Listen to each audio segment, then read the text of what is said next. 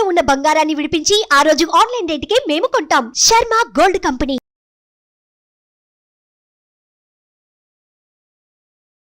మా లలితా సహస్రనామం దాని పేరమ్మా, మీరు లలితా సహస్రనామం అన్నారు, అది కాదు. లలితా రహస్యనామ సహస్రం.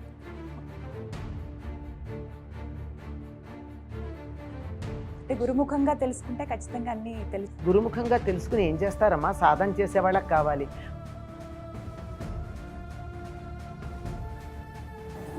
జగన్మాత అని అంటాం కదా, తెలుసో తెలియకో ఇలాంటి తప్పులు చేసినప్పుడు అందిస్తారా మరి పనిష్మెంట్? చిన్నప్పటివైతే తప్పటడుగులు, పెద్దయ్యాక చేస్తే తప్పుటడుగులు. నమస్కారం, నేను గీతాంజలి. సనాతన పూజా విధానంలో లలితా అమ్మవారి ఆరాధన, పూజించే విధానం కానీ, అలాగే లలితా సహస్రనామ పారాయణం కానీ ఎంతో క్లిష్టమైనవని చెబుతూ ఉంటారు. ఉచ్చారణ దోషాలు ఉంటే వాటి నుంచి నెగిటివ్ ఎనర్జీ కావచ్చు, నెగిటివ్ ఎఫెక్ట్ కూడా మనం అందుకుంటాము. అమ్మవారి ఆరాధన చాలా చక్కగా చేయాల్సి ఉంటుందని చెప్తారు. అయితే ఇందులో చాలామందికి ఎన్నో సందేహాలు ఉన్నాయి. లలితా సహస్రనామం పట్ల మనకున్నటువంటి సందేహాలను నివృత్తి చేయడానికి ఇవాళ కార్యక్రమంలో మనతో పాటు ఉన్నారు ప్రముఖ ఆధ్యాత్మికవేత్త డాక్టర్ అనంతలక్ష్మి గారు. అలాగే కొందరు మహిళా మనులను కూడా మేము ఆహ్వానించాము. వారు ప్రతినిత్యం అమ్మవారి ఆరాధన, అలాగే లలితా సహస్రనామ పారాయణ చేస్తూ ఉన్నారు. ఈ పారాయణ చేసే క్రమంలో వారికి ఉన్నటువంటి కొన్ని సందేహాలను మేము నివృత్తి చేసుకోవాలనుకుంటున్నామని చెప్పి అడిగారు.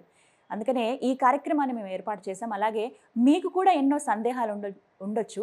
అయితే అవి కూడా ఈ కార్యక్రమం ద్వారా క్లియర్ చేసుకుంటారని భావిస్తూ కొన్ని ప్రశ్నలు అనంతలక్ష్మి గారి ముందుంచే ప్రయత్నం చేస్తున్నాం. మరి ఈ కార్యక్రమాన్ని ప్రారంభిద్దామా?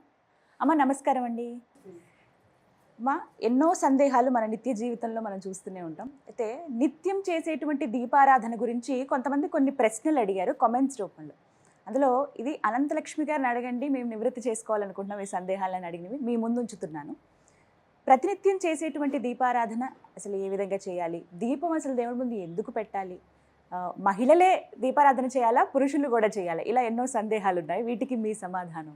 అమ్మా, పూజలో చాలా ప్రధానమైనటువంటిది దీపం పెట్టడం. మనం మామూలుగా అగరొత్తులు వెలిగించామనుకోండి, ధూపమాఘ్రాపయామి అంటాం. పూలు వేస్తే పుష్పం సమర్పయామి అంటాం.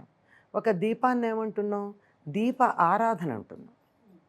దీపాన్ని కూడా ఆరాధిస్తాం. ముందు దీపం వెలిగిస్తేనే పూజ అయినట్టు.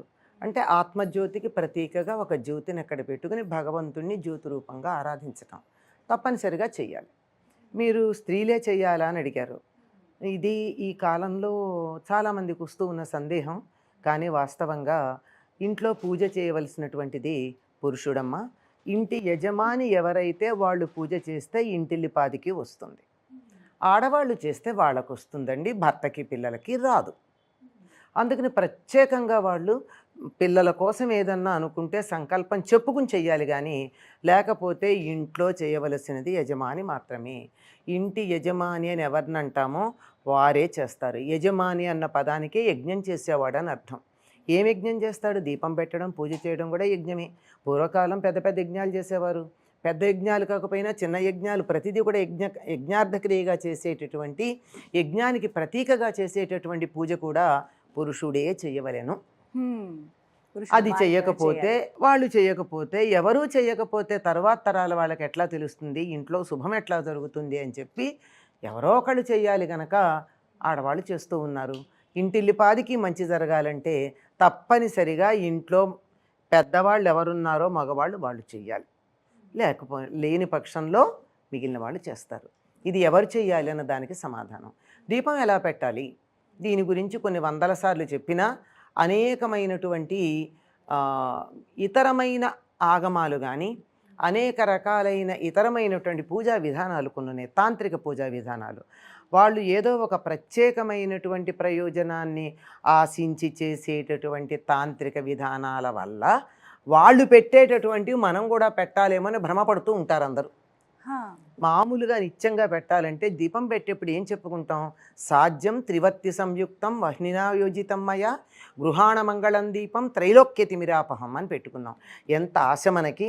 3 లోకాల్లో ఉన్నటువంటి చీకట్లని నేను పెట్టే ఈ చిన్న దీపం పోగొట్టాలి అని చక్కగా సదుద్దేశంతో పెడుతూ, ఎట్లాంటి దీపం? 3 ఒత్తులతో కలిసి ఉన్నటువంటిది. 3 ఒత్తులతో కలిసినది. విడివిడి ఒత్తులు 3 కాదు, 3 పోగులు ఉన్న ఒకే వత్తి. త్రివర్తి సంయుక్తం, వాటితో ఉన్నటువంటిది. అందులో నూనె ఉంటుంది.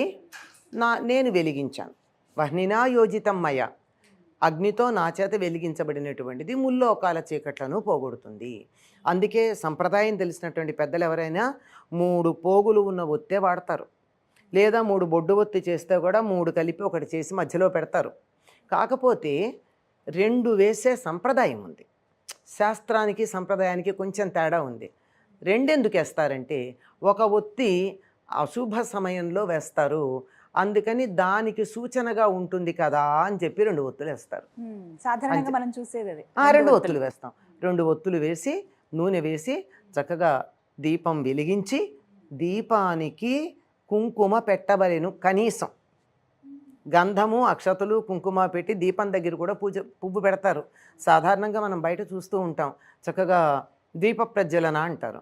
దీప ప్రజ్వలన చేస్తారు, కొవ్వొత్తితో దీపం వెలిగిస్తారు, యువతలకు వచ్చేస్తారు. కార్యక్రమాలు తప్పు. ప్రారంభమైనప్పుడు కొవ్వొత్తితో వెలిగించకూడదు. కొవ్వు పనికిరాదు కదా. అయ్యాక అక్కడ ఇంత పెద్ద కుందే అన్నీ పెడతారు అందంగా, కుంకం పెట్టరు. కుంకం పెట్టకపోతే ఏ సందర్భంలో వెలిగించినట్టు దీపం? కనీసం ఈ ఆలోచన ఉండాలి. కనుక ఇంట్లో అయినా ఎక్కడైనా శుభానికి దీపం వెలిగిస్తే, వెలిగించిన తర్వాత కుంకం పెట్టి, వీలైతే ఒక పువ్వు పెట్టండి, లేకపోయినా పర్వాలేదు, ఒక అక్షత వేసినా చాలు. అక్షతలు లేకపోయినా కనీసం కుంకుమ పెట్టాలి. ఇదమ్మా దీపం వెలిగించేటటువంటి పద్ధతి. మగవాళ్ళు పూజ చేసే ఇళ్లల్లో సాధారణంగా ఈ ఒత్తి అదంతా వేసి ఆడవాళ్ళు సిద్ధం పెడతారు, మగవాళ్ళు వెలిగించి చేస్తారు. వాళ్ళు చేయనప్పుడు అసలు మానేసే కన్నా నయం కదా అని ఆడవాళ్ళు చేస్తారమ్మా. పూర్తి ఫలితం కావాలంటే ఇంట్లో మగవాళ్ళు పూజ చేయాలి. అందులో భాగంగా దీపం వాళ్ళే వెలిగించాలి. ప్రత్యేకమైన పూజా కార్యక్రమాలు ఉన్నప్పుడు, వ్రతాలు ఏమన్నా ఉన్నప్పుడు, ఉదాహరణకు వినాయక చవితి కావచ్చు, ఇలాంటప్పుడు మగవారు చేయాలి, మిగతా సమయాల్లో ఆడవారు చేస్తే సరిపోతుంది అనే ఒక భావన చాలా మందిలో ఉంది. అనేక అపోహల్లో ఇది కూడా ఒకటి. అపోహ మాత్రమే. ఆడవాళ్ళు అసలు ప్రత్యేకంగా నిత్యం చేసే పూజలో చేసే సంకల్పం వేరు, ఆడవాళ్ళు వ్రతాలు చేసేటప్పుడు చేసే సంకల్పం వేరు. ఎందుకు అంటే మొత్తం అంతా ధర్మార్థ కామ మోక్ష చతుర్విధ పురుషార్థ సిద్ధ్యర్థం అని రోజు చెప్పుకుంటారు. అందరికీ మమ కుటుంబస్య, కుటుంబానికి అంతా అని చెప్పుకునేటటువంటిది. అంతా అయిపోయాక వాళ్ళు పూజ చేస్తారు కదా, నాకు కూడా చేసుకోవాలనుంది అని ఆడవాళ్ళు ఏమన్నా అనుకుంటే ఒక వ్రతం చేస్తారు. ఇది కూడా పూజ అయ్యాక వ్రతం చేసేటప్పుడు ప్రత్యేకమైన కోరికతో చేస్తారు కనుక, ప్రత్యేకంగా మా అబ్బాయికి పరీక్షల్లో మార్కులు రావాలనో, అమ్మాయికి పెళ్లి కావాలనో, భర్తకి అనారోగ్యంగా ఉంటే ఆరోగ్యం ఉండాలనో సంకల్పం చేసుకుని చెప్తారు. అది ప్రత్యేకం, అది అంతవరకే ఫలితం. అంతే. ఇంటిల్లిపాదికి ఫలితం రావాలంటే ఇంట్లో యజమాని పూజ చేయాలమ్మా. చెయ్యని సందర్భంలోనే మానేయటం దేనికని ఆడవాళ్ళు చేస్తారు.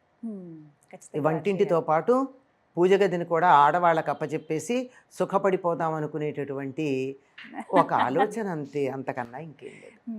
అయితే సమయం ఎంత ఉంటుంది. కొంతమంది ఏంటంటే, అమ్మ ఇలా పూజ చేసేటప్పుడు ప్రతినిత్యం మా ఇంట్లో మా వారే పూజ చేస్తారండి, అయితే కొన్ని సందర్భాల్లో వారు వేరే ఊర్లో వెళ్ళాల్సి వస్తుంది వృత్తిరీత్యా, మరి అటువంటి సమయంలో నేను చేస్తాను. మరి చెయ్యొచ్చమ్మా. మానేయటం కన్నా చేయడం మంచిదని చెప్తున్నాను కదా.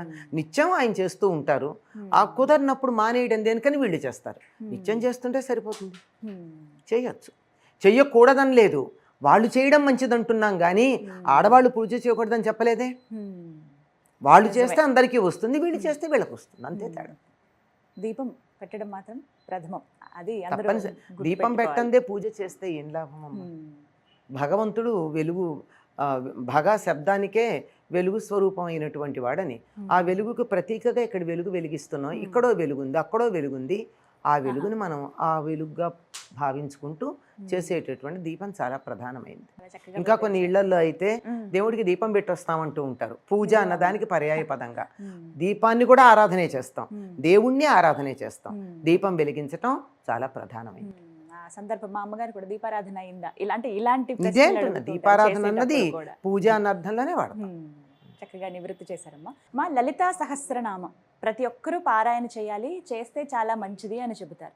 ఇది ఒక నియమంగా పెట్టుకోవాలా, లేదు జీవితంలో ఒకసారైనా చదివితే చాలు ఇలా మాత్రమే, లేకపోతే శుక్రవారం పూట చదివితే చాలు, ఇలా ఏమన్నా కొన్ని నియమాలు వీటికి ఉన్నాయా? ఏవి మేము అసలు పాటించాలి లలితా సహస్రనామం విషయంలో? దాని పేరమ్మా మీరు లలితా సహస్రనామం అన్నారు, అది కాదు. లలిత రహస్యనామ సహస్రం. ఓ రహస్యనామ రహస్యనామ సహస్రం. ఈ నామాలు చాలా రహస్యంగా ఉంటాయి. రహస్యంగా ఉంటాయంటే బీరువాలో దాచిపెడతారని కాదు అర్థం. మీకు కనపడే అర్థం కాదు, వేరే అర్థం ఉందని చెప్పడం. చాలా టెక్నికల్లీ ఉన్నాయి అని అర్థం. టెక్నికల్ మీనింగ్ ఉంది ఇందులో అని అర్థం. ఇట్ ఈస్ కోడెడ్ అని అర్థం. కోడ్ డీకోడ్ చేస్తే తప్ప అర్థం కాదని అర్థం. అది అటువంటిది ఈ మధ్య కాలంలో ఒక ఫ్యాషన్గా చదవడం చూస్తున్నాం. ప్యాషన్గా చదవడం చాలా తక్కువగా ఉంది. ఈ ఫ్యాషన్గా చదివేటటువంటి కారణంగా చదివేయాలని తాపత్రయపడుతున్నారు. మీరు ఒక్కసారి తలుచుకోండి, ఇక్కడున్న వాళ్ళు కానీ, మీ అమ్మలు కానీ, అమ్మమ్మలు కానీ, నాయనమ్మలు కానీ లలితా పారాయణలు చేశారా? అందరూ అంటున్న పదం వాడాను నేను ఇక్కడ. లలితా పారాయణలు మీ అమ్మమ్మలు నాయనమ్మలు చేశారా? లేదు కదా. వాళ్ళు చాలా ఉద్ధరించబడ్డారే, సుఖమయమైనటువంటి జీవితాన్ని గడిపారే, మనకన్నా ఆనందంగా గడిపారే, ముఖాన చిరునవ్వు మాయకుండా చక్కగా ఉన్నారే, ఐదోతనంతో చాలా కాలం జీవించారే, వాళ్ళు బతికుండగా వాళ్ళ పిల్లలకి ఎటువంటి బాధ జరగలేదే, అంటే పుత్రశోకాలు లాంటి అనుభవించలేదే. మరి ఇవన్నీ మనం అనుభవిస్తూ ఉన్నాం, ఈ పారాయణలు చేస్తున్నాం, ఏమిటి తేడా అంటే దాని పేరే రహస్యనామ సహస్రం. అంటే చాలా జాగ్రత్తగా ప్రత్యేకమైనటువంటి నియమాలతో చదవాలి అని అర్థం. అది చదవడానికి నియమాలు ఉండాలి. అన్ని నియమాలు పాటించలేకపోవడం వల్ల ఎందుకన్నా మంచిదిలే, అదంతా చదవలేకపోయినా శ్రీమాత్రే నమః అని అమ్మవారికి మనస్ఫూర్తిగా నమస్కారం చేసుకుంటే, ఇంకా మా కుంకుమార్చన చెయ్యాలనేటటువంటి తపన లోపల ఉన్నట్టయితే ఈ మృగముద్ర అంటారు. ఈ 3 వేళ్లతో కుంకుమ తీసుకుని అమ్మవారి మీద శ్రీమాత్రే నమః అని వేస్తే చాలు. అమ్మో అది కూడా నేను అనలేను, నేను చదువుకోలేదు, నా నాలిక కుదరదు, కాస్త నాలిక మందం, సరిగ్గా అనలేకపోతున్నాను అనిపిస్తుంది కొంతమందికి. అమ్మ దండం, అమ్మ నమస్కారం, తల్లి మొక్కులు, ఈ పదాల్లో ఇవన్నీ తేలికే కదా మనం మాట్లాడేవి. ఇట్లాంటిది ఏదనుకున్నా భావన సంతుష్ట హృదయాయై నమో నమః అని ఉంది అమ్మవారి అష్టోత్తర నామాల్లో. భావనతో సంతృప్తి పడుతుంది. అటువంటి ఆవిడ్ని మనకు కొంచెం రజోగుణం ఎక్కువైంది గనక స్తోత్రాలు చేసి నేను మేము తృప్తిపరుచుకుంటాం. అలా అంత నెమ్మదిగా కాదు, మాకు కూడా ఉంది, మా ఘనత చూపించుకోవాలనుకుని పారాయణ చేస్తూ ఉన్నాం. చేస్తే ఇది లైవ్ వైర్ లాంటిది. దీనికి ఇన్సులేషన్ చాలా అవసరం. ఆ ఇన్సులేషన్ ఏమిటంటే నియమాలు పాటించటం, తప్పులు లేకుండా చదవడం. ఈ 2 పాటించకుండా చదవడం వల్ల మేము చదవడం మొదలెట్టాక మా కష్టాలు వచ్చాయండి అంటూ ఉంటారు. ఎందుకు రావండి? విన్నారు కదా, నేను విన్నాను, అందుకే చెప్తున్నా. మేము అంతవరకు బాగానే ఉండేవాళ్ళం అండి, లలిత చదివితే మంచిదన్నారు, అంతవరకే వాళ్ళ మాట కోట్ చేస్తున్నాను నేను. లలిత చదివితే మంచిదన్నారు, చదువుతున్నామండి, ఏమిటో అంతకుముందు లేని కష్టాలన్నీ మాకు వచ్చేసాయండి. మీరే అడిగారు కదా, ఇచ్చింది ఆవిడ, అంతే, అంతకన్నా ఇంకేం లేదు. మీరు చదవడంలో బోల్డ్ కష్టాలు అడిగారు, ఆవిడ ఇచ్చింది, ఇవ్వడానికి సిద్ధంగా ఉంది, ఏది అడిగితే అది ఇవ్వడానికి సిద్ధంగా ఉంది. మీరు అడిగిన ఇబ్బందులు మీకు ఇచ్చేసింది ఆవిడ. అందుకని కొంచెం జాగ్రత్తగా, స్పష్టంగా, ఉచ్చారణ దోషాలు లేకుండా చదవాలి. ఏ ఉచ్చారణ దోషాలకి నా నాలుక సహకరించదండి, నాకేదో పళ్ళు తేడా ఉన్నాయి, నాలుక ఇబ్బందిగా ఉంది, టంగ్ టై ఉంది, నాకు ఏదో కొండనాలుక ఇబ్బందిగా ఉంది, నత్తి ఉంది, ఇలాంటివి ఉంటాయి కదా కొంతమందికి. వాళ్ళు నోట్లో చదువుకోవాలి, పుస్తకం ఎదురుగా పెట్టుకుని. అంతే తప్ప బయటికి శబ్దానికి బోల్డ్ శక్తి ఉంది కదమ్మా. ధ్వని తరంగాలు చేయలేనిదేదీ లేదు. ఉదాహరణకు మన సిరి, అలెక్సా లేవు, ఉన్నాయా లేవా?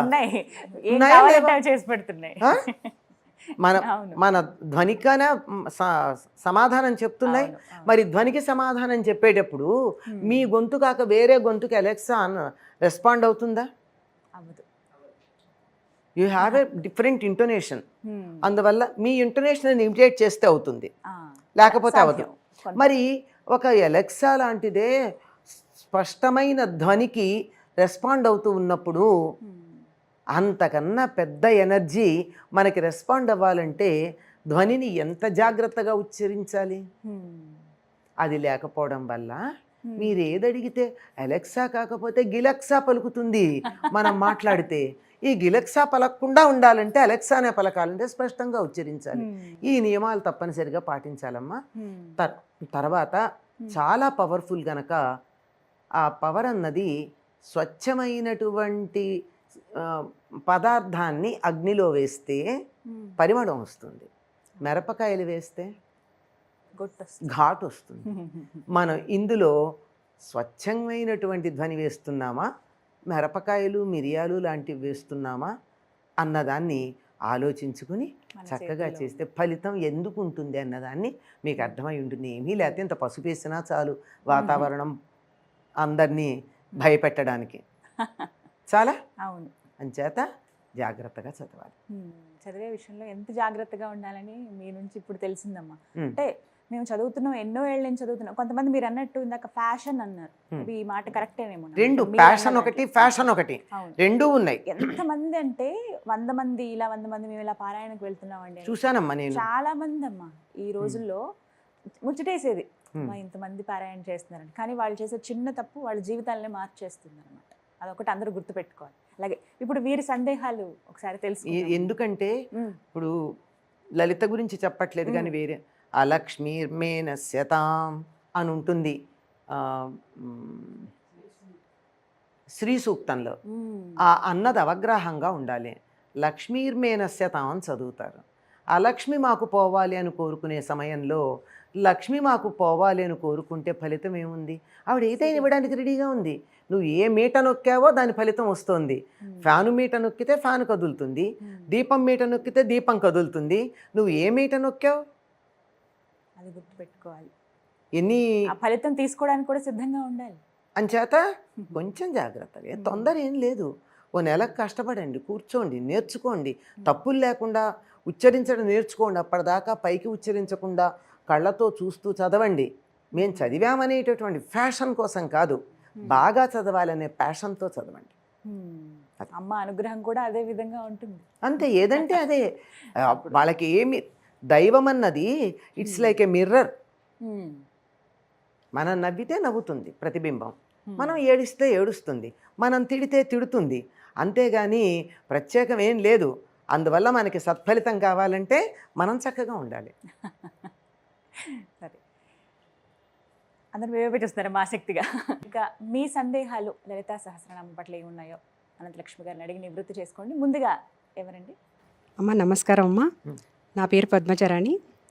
నాకు ఈ లలితా సహస్రనామంలో ఒక సందేహం ఉంది. అదేంటంటే ఇందులో చక్రాలకు సంబంధించి షట్చక్రాలకు సంబంధించిన వివరణ ఉందని ఉందమ్మా. దాని గురించి కొంచెం వివరంగా చెప్పమ్మా. అది చాలా ప్రత్యేకంగా 1 గంట పైన అంతకన్నా ఎక్కువే పడుతుందమ్మా. వజ్రేశ్వరి వామదేవి వయోవస్థా వివర్జిత అన్న దగ్గరించి మొదలు పెడితే విశుద్ధి చక్ర నిలయ అంటూ మొదలుపెట్టి ఇలా మూలాధారం దాకా వచ్చి, మూలాధారం తర్వాత మళ్ళీ ఆజ్ఞాచక్రానికి వచ్చి, ఆజ్ఞ తర్వాత సహస్రారం దాకా వెళ్ళడం జరిగింది. అమ్మవారు ఇన్నింటిలోనూ ఉంటుంది అని చెప్తూ ఏ చక్రంలో ఉన్నప్పుడు ఆవిడకు ఉండేటటువంటి పరివార దేవతలు ఎవరు, ఆ సమయంలో ఆవిడకి ఇష్టమైనటువంటి ఆహారం ఏమిటి, ఇలాంటి వివరాలన్నీ అందులో ఉన్నాయి. ఇది మనకి మన శరీరంలో ఉండేటటువంటి షట్చక్రాల యొక్క వివరణ. అమ్మవారు కుండలిని స్వరూపంగా సమస్త జీవులలోనూ ఉందన్నారు. అది సూక్ష్మతర రూపం. అమ్మవారికి ఉండేటట్టు, అమ్మవారికే కాదు ఏ దైవానికన్నా ఉండేవి స్థూల రూపం. అంటే మనం పంచేంద్రియాలతోనూ గ్రహించటానికి వీలుగా ఉండే విగ్రహ రూపం స్థూలం. అంటే మనకు ఆ ఇంద్రియాలతో తప్ప మరో చోట గ్రహించగలిగిన శక్తి లేదుగా. అంచేత మన మీద అనుగ్రహంతో విగ్రహ రూపం ధరించి రావడం, అది స్థూల రూపం. దానికి మించినటువంటి రూపం ఉన్నది సూక్ష్మ రూపం, యంత్రం. దానికన్నా మించినటువంటిది మంత్రం, సూక్ష్మతర రూపం. సూక్ష్మతమ రూపం అమ్మవారిది కుండలిని స్వరూపంగా మనలో ఉంటుంది. ఆ కుండలిని స్వరూపంగా ఉండేటటువంటి అమ్మవారు మూలాధారంలో 3.5 చుట్టలు చుట్టుకొని నిద్రిస్తూ ఉంటుంది. ఎందుకంటే పరిణామ దశలో ఒక ఖనిజాణువు కొన్ని కోట్ల సంవత్సరాలు తపించి వృక్షాణువుగా మారి పరిణామం చెంది, అది వృక్షాణువు జంతువు యొక్క అణువుగా ఎమీబా అలా తయారయ్యి, ఆ తరువాత నెమ్మదిగా పరిణామం చెంది చెంది చెంది చెంది ఇప్పటికి ఎన్ని అయినాయి? ఖనిజము, వృక్షము, జంతువు. ఈ 3 దశలు 3 చుట్టలు అయిన తర్వాత జీవులలో ఉన్నటువంటి పరిణామ దశలతో పూర్తి అయిన తర్వాత వచ్చినటువంటిది మానవుడు. ఆ మానవ దశకు వచ్చింది కానీ మానవుడు ఇంకా పర్ఫెక్ట్గా లేడు. ఆ పర్ఫెక్షన్కి వచ్చేటటువంటి దానికి అరచుట్ట ఇంకా మిగిలి ఉంది. అదే మనకి దీనికి సూపర్ సైకి అని చెప్పి అరవిందుల వారు చెప్తారు. బుద్ధ స్థితి అని చెప్పి బుద్ధుడు చెప్పాడు. మనకి సంప్రదాయంలో పరబ్రహ్మము మొదలైనటువంటి పద్ధతులు మనకున్నాయి. అంటే ఇవి ఎక్కువగా సనాతన ధర్మంలో ఉన్న విషయానికన్నా ఇతర విషయాల గురించిన పుస్తకాలు చదవడం ఇంగ్లీష్లో చాలామందికి అలవాటైంది కనుక అరవిందుడి గురించి బుద్ధుడి గురించి చెప్పాను. అలాగే జనుడు అని జైనులు చెప్పారు. జనత్వం అనేటటువంటి స్థితికి రావడం, ఆ స్థితికి రావడానికి మనం ఉన్నటువంటి స్థితి నుంచి ఆ స్థితికి పరిణామం చెందడానికి సంకేతంగా ఇంకా అరచుట్ట చుట్టుకోలేదు. అలా ఉన్నటువంటి మూలాధారంలో ఉన్నటువంటి జీవుడు ఊర్ధ్వముఖంగా వెళ్ళి సహస్రారానికి చేరతాడు. అలా చేరడానికన్నా ముందు ఎలా వచ్చాడు అంటే విశుద్ధి చక్రంలో ప్రవేశించి అక్కడి నుంచి నెమ్మదిగా దిగువకి ప్రయాణం చేసి మూలాధారానికి చేరుకోవడం జరిగింది. ఇది ఎలా జరిగింది అన్న దానికి జాగ్రత్తగా గమనించినట్టయితే ఈ విశుద్ధి చక్రంలో ఉన్నటువంటి స్థితి అప్పుడే ఏర్పడినటువంటి జైగోట్ స్థితిలో ఉన్న అప్పుడే ఫలదీకరణ చెందినటువంటి అండము యొక్క స్థితి. అక్కడి నుంచి విశుద్ధికి వచ్చేటప్పటికల్లా అక్కడికి 2 దళాలు కనపడతాయి. ఆ 2 దళాలు కనపడేటప్పటికీ 2 ముఖాలు ఏర్పడతాయి. 2వ నెలలో గర్భస్థ శిశువు ఉండే స్థితి. అలా చెప్పుకుంటూ మూలాధారానికి వచ్చేటప్పటికి 5వ నెలలో ఉండేటటువంటి గర్భస్థ శిశువు లక్షణాలు, ఆ సమయంలో ఏ ఏ అవయవాలు ఏర్పడతాయి, ఆ సమయంలో గర్భిణి ఎటువంటి ఆహారం తీసుకోవాలి అనే వివరాలు ఉంటాయి. 6వ నెలకు వచ్చేటప్పటికి పూర్తిగా ఏర్పడడం జరిగింది. అందుకే 7వ నెల రాగానే పురిటితో సమానమని చెప్తారు. 7వ నెల కల్లా పూర్తిగా జీవుడు ఏర్పడడం జరిగింది. ఈ విషయాలన్నీ ఇక్కడి నుంచి ఇక్కడికి తయారయ్యి జీవుడు ఏర్పడడం అనేది ఎప్పుడైతే అయిందో అది మూలాధారంలో స్థిరపడడం జరిగింది. అక్కడి నుంచి ఊర్ధ్వముఖంగా ప్రయాణం చేసేటటువంటిదంతా మనకి ఈ సాధనలో ఉండేది. ఈ వివరాలు ఇంకా వివరంగా ఒక్కొక్క చక్రానికి ఉండేటటువంటి దళాలు, దళాల్లో ఉండేటటువంటి బీజాక్షరాలు, దానికి సంబంధించినటువంటి దేవతలు, ఇలా రంగులు, శబ్దాలు, ఇలాంటివన్నీ ప్రత్యేకమైనటువంటి యోగశాస్త్రంలో ప్రత్యేకంగా చెప్పేవి. మనం తప్పులు లేకుండా చదువుకుంటే చాలు, మన వరకు అంతవరకు పరిమితం. అంటే గురుముఖంగా తెలుసుకుంటే ఖచ్చితంగా అన్ని తెలుస్తాయి. గురుముఖంగా తెలుసుకుని ఏం చేస్తారమ్మా? సాధన చేసే వాళ్ళకి కావాలి. ఊరికే తెలిస్తే ఏమైంది? మూలాధారంలో 5 భాగాలు ఏర్పడతాయి, 5 ముఖాలు ఏర్పడతాయి. తెలుసుకున్నాను, ఏం లాభం? దానికి సంబంధించినటువంటి సాధన చెయ్యాలి కదా. సాధన చేసేవాళ్ళు కూడా ఉన్నారు. ఆ సాధన ఒక్కొక్క చక్రంలో ఒక్కొక్క బీజాక్షరాన్ని సాధన చేసేటటువంటి ఒక ప్రక్రియ ఉంది. ఇవన్నీ ఇలా ఉంచండి. అమ్మవారి నామాల్లో ఒకటి ఉంది, సుఖారాధ్య శుభకరి అని. సుఖారాధ్య, సుఖంగా ఆరాధించదగింది. ఎందుకండి ఇంత కష్టపడతాం? సుఖంగా ఆరాధించే మార్గం ఉండగా సరదాగా పజిల్స్ పూర్తి చేయడం, కథలు చదువుకోవడం కాక, జోకులు చదువుకోవడం కాక పజిల్స్ పూర్తి చేయడం అనే కుతూహలం ఉంటుంది కొంతమందికి. అట్లాంటి వాళ్ళు ఎవరన్నా చేసుకుంటారు. మనం హాయిగా కార్టూన్స్ చూద్దాం, కథలు చదువుకుందాం, హాయిగా వెళ్ళిపోదాం. మరొక ప్రశ్న. నమస్తే అమ్మా. నమస్తే అమ్మా. నా పేరు సుధీర. అవునా. లలితా సహస్రనామం పౌర్ణమి రోజుల్లో చాలా టెంపుల్స్లోనూ గురువు గారి ఆధీనంలోనూ చాలా చోట్ల చేస్తారు. అసలు లలితా సహస్రనామానికి పౌర్ణమికి ఏంటి సంబంధం? అమ్మవారిని ఆరాధించినటువంటి వాళ్ళల్లో 14 మందిలో ప్రధానమైనటువంటి వాళ్ళల్లో చంద్రుడు ఒకడు. అంతేకాకుండా మనకి నామాల్లోనే మను విద్య, చంద్ర విద్య, చంద్రమండల మధ్యగా అని. చంద్రమండల మధ్యగా అయినటువంటి అమ్మవారిని ఎప్పుడు ఆరాధిస్తే బాగుంటుంది? చంద్రుడు పూర్తిగా ఉన్నప్పుడు ఆరాధించడం సరే. నిత్య స్వరూపిణిగా చెప్పుకుంటాం మనం. నిత్యలు అంటే చంద్రుడికి ఉండేటటువంటి 16 కళలకి నిత్యలని పేరు. అందులో ఒకటి నిత్య, ఎందుకంటే నిరంతరం ఉంటుంది. ఒక కళ 16 రోజుల్లోనూ ఉంటుంది. అంటే 16 కళలు ఉన్నప్పుడు ఉండేటటువంటిది నిత్య. అంటే 16 కళల రూపంలో అమ్మవారు ఉంటుంది కనుక ఆవిడ పరిపూర్ణంగా వికసించి ఉండేటటువంటి స్థితి పూర్ణిమ నాడు మనం చూడ్డానికి వీలు. ఆవిడ ఎప్పుడు బాగానే ఉంటుంది, మన దర్శనానికే సమస్య. అలా ఉంటుంది. అంతేకాదు ప్రతిపన్ముఖ్య రాకాంత తిథి మండల పూజిత, ప్రతిపత్తు నుండి రాక అంటే నిండు పున్నమి దాకా ఉండే తిథి మండలము చేత పూజింపబడేది. అంటే 16 నిత్యా దేవతల చేత పూజింపబడుతూ ఉంటుంది. దీనికి ఒక ప్రత్యేకమైనటువంటి ఒక సంప్రదాయం కూడా ఉంది. దసరాల్లో పాడ్యమి నుండి పూర్ణిమ దాకా ఆరాధించే పద్ధతి ఉంది. కొంతమంది దశమితో ఆపకుండా పూర్ణిమ దాకా చేస్తారు. అలా అంటే ప్రతిపత్తు నుండి పూర్ణిమ దాకా ప్రతి తిథి చేత ఆరాధించబడేది మూలార్థం అయితే, మనం తీసుకున్న అర్థం పాడ్యమి నుండి పూర్ణిమ దాకా ఉండే 16 కళల్లోనూ అన్నింటి యందు ఆరాధించబడేది. అన్నింటి యందు ఆరాధించబడేది పాడ్యమి నుండి పౌర్ణమి దాకా ఎన్ని ఉన్నాయమ్మా? 15గా. 16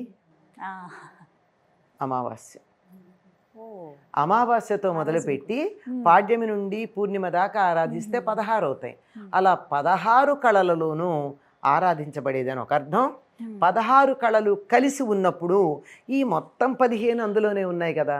ఒక్కసారి అమ్మవారి యొక్క విశ్వరూపం, పరిపూర్ణమైనటువంటి రూపం ఉంది గనక ఆనాడు ఆరాధించటం విశిష్టంగా ఉంది. అందులోనూ ఒక సంప్రదాయం ఉందమ్మా, మీకు తెలిసే ఉంటుంది. అది మీరు అన్నారు గనక, సాయంకాలం సంధ్యా సమయంలో తులసి దగ్గర ఆవు పాలు పెట్టి ఆవు పాలను అలా ఉంచి ఎదురుగా పారాయణ చేసి ఆ చంద్రుడి యొక్క కిరణాలు ఆ పాలల్లో పడితే ఆ పాలను అమ్మవారికి అప్పుడు నివేదన చేసి తర్వాత ప్రసాదంగా తీసుకునే పద్ధతి. ఇందులో ప్రత్యేకంగా కార్తీక ఆశ్వేజ పౌర్ణాలు చేస్తారు, కానీ 12 పూర్ణిమలకి ఇలా చేసేటటువంటి పద్ధతి కూడా ఉంది. పైగా అమ్మవారి యొక్క పూర్ణ మంత్రం ఏదైతే ఉందో అది షోడశి, 16 బీజాక్షరాలతో కూడుకున్నది.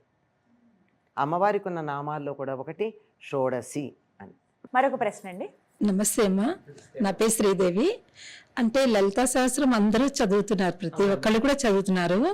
మధ్యాహ్నం 12 గంటలకు చదువుతున్నారు, 3 గంటలకు చదువుతున్నారు. అది అసలు ఎప్పుడు చదవాలి, నిష్టగా ఎలా చదవాలి అనేది ఒక మాట నాకు చెప్పండి. చాలా మంచి మాట అడిగారమ్మా. ఎందుకంటే లలితా సహస్రనామం అనే కాదమ్మా, ఏదైనా సరే దైవ సంబంధమైనటువంటి స్తోత్రాలు కార్యక్రమాలు మధ్యాహ్నం 12 తర్వాత 3:30-4 గంటల వరకు చేయకూడదు. సమయం కూడా మనది చాలా సమగ్రంగా సమస్తాన్ని సమన్వయం చేసుకుంటూ వెళ్ళే సంప్రదాయం. దేవతలతో పాటు రాక్షసుల్ని పితృదేవతల్ని కూడా మనం ఆరాధిస్తాం. ఒక్కొక్కళ్ళకి ఒక్కొక్క సమయాన్ని కేటాయించాం. మధ్యాహ్నం 12:30 నుండి కొంచెం సేపు పితృదేవతలను ఆరాధించుకోవడానికి తగినటువంటి సమయం. ఆ తరువాత ఆ సమయం తరువాత ఒకవేళ పితృదేవతల్ని సంకల్పం చెప్పుకోకపోతే వాళ్ళు రారు, వాళ్ళు చాలా బెట్టు చేస్తారు. వాళ్ళకు కొంచెం అలక కోపం ఎక్కువ. చాలా దేవతలైనా మనం అటో ఇటో చేస్తే అనుగ్రహిస్తారు, కానీ పితృదేవతలకి చాలా కోపంటండి. అంచేత వాళ్ళ అనుగ్రహం లేనిదే సంతానం కలగదు, ఏ అభివృద్ధి ఉండదు. కనుక వాళ్ళని వాళ్ళకి కావలసినట్టుగా ఆరాధించాల్సిందే. అయితే వాళ్ళని పిలవకపోతే వాళ్ళు రారు, కానీ మిగిలినటువంటిది ఆ సమయం రాక్షసులకు చెందుతుంది. మనం చేసే స్తోత్ర ఫలం ఏదన్నా ఉంటే రాక్షసులకు చెందుతుంది. రాక్షసులు బలవంతుల వాళ్ళను కోరుకుంటే ఆ సమయంలో చదువుకోవచ్చు, లేకపోతే అలా సమయంలో చదవడం తగినటువంటిది కాదు. అయితే ఇలాంటప్పుడు 1-2 సందేహాలు అడుగుతారు. మేము ఏకాహం చేస్తామండి, ఇవాళ ఉదయం 6 గంటలకి మేము దీపం వెలిగించుకుని రేపు ఉదయం 6 గంటల దాకా కంటిన్యూస్గా చేస్తూ ఉంటామని చెప్తారు. అప్పుడు ఆ సంకల్పం చెప్పుకుని దీపం వెలిగించి అక్కడి నుంచి కదలకుండా లేవకుండా కంటిన్యూస్గా చేస్తూ ఉంటారు కనుక ఆ సంకల్పం చెప్పుకున్నప్పుడు అక్కడికి మాత్రమే అది పరిమితం, అక్కడ పని ఉంది.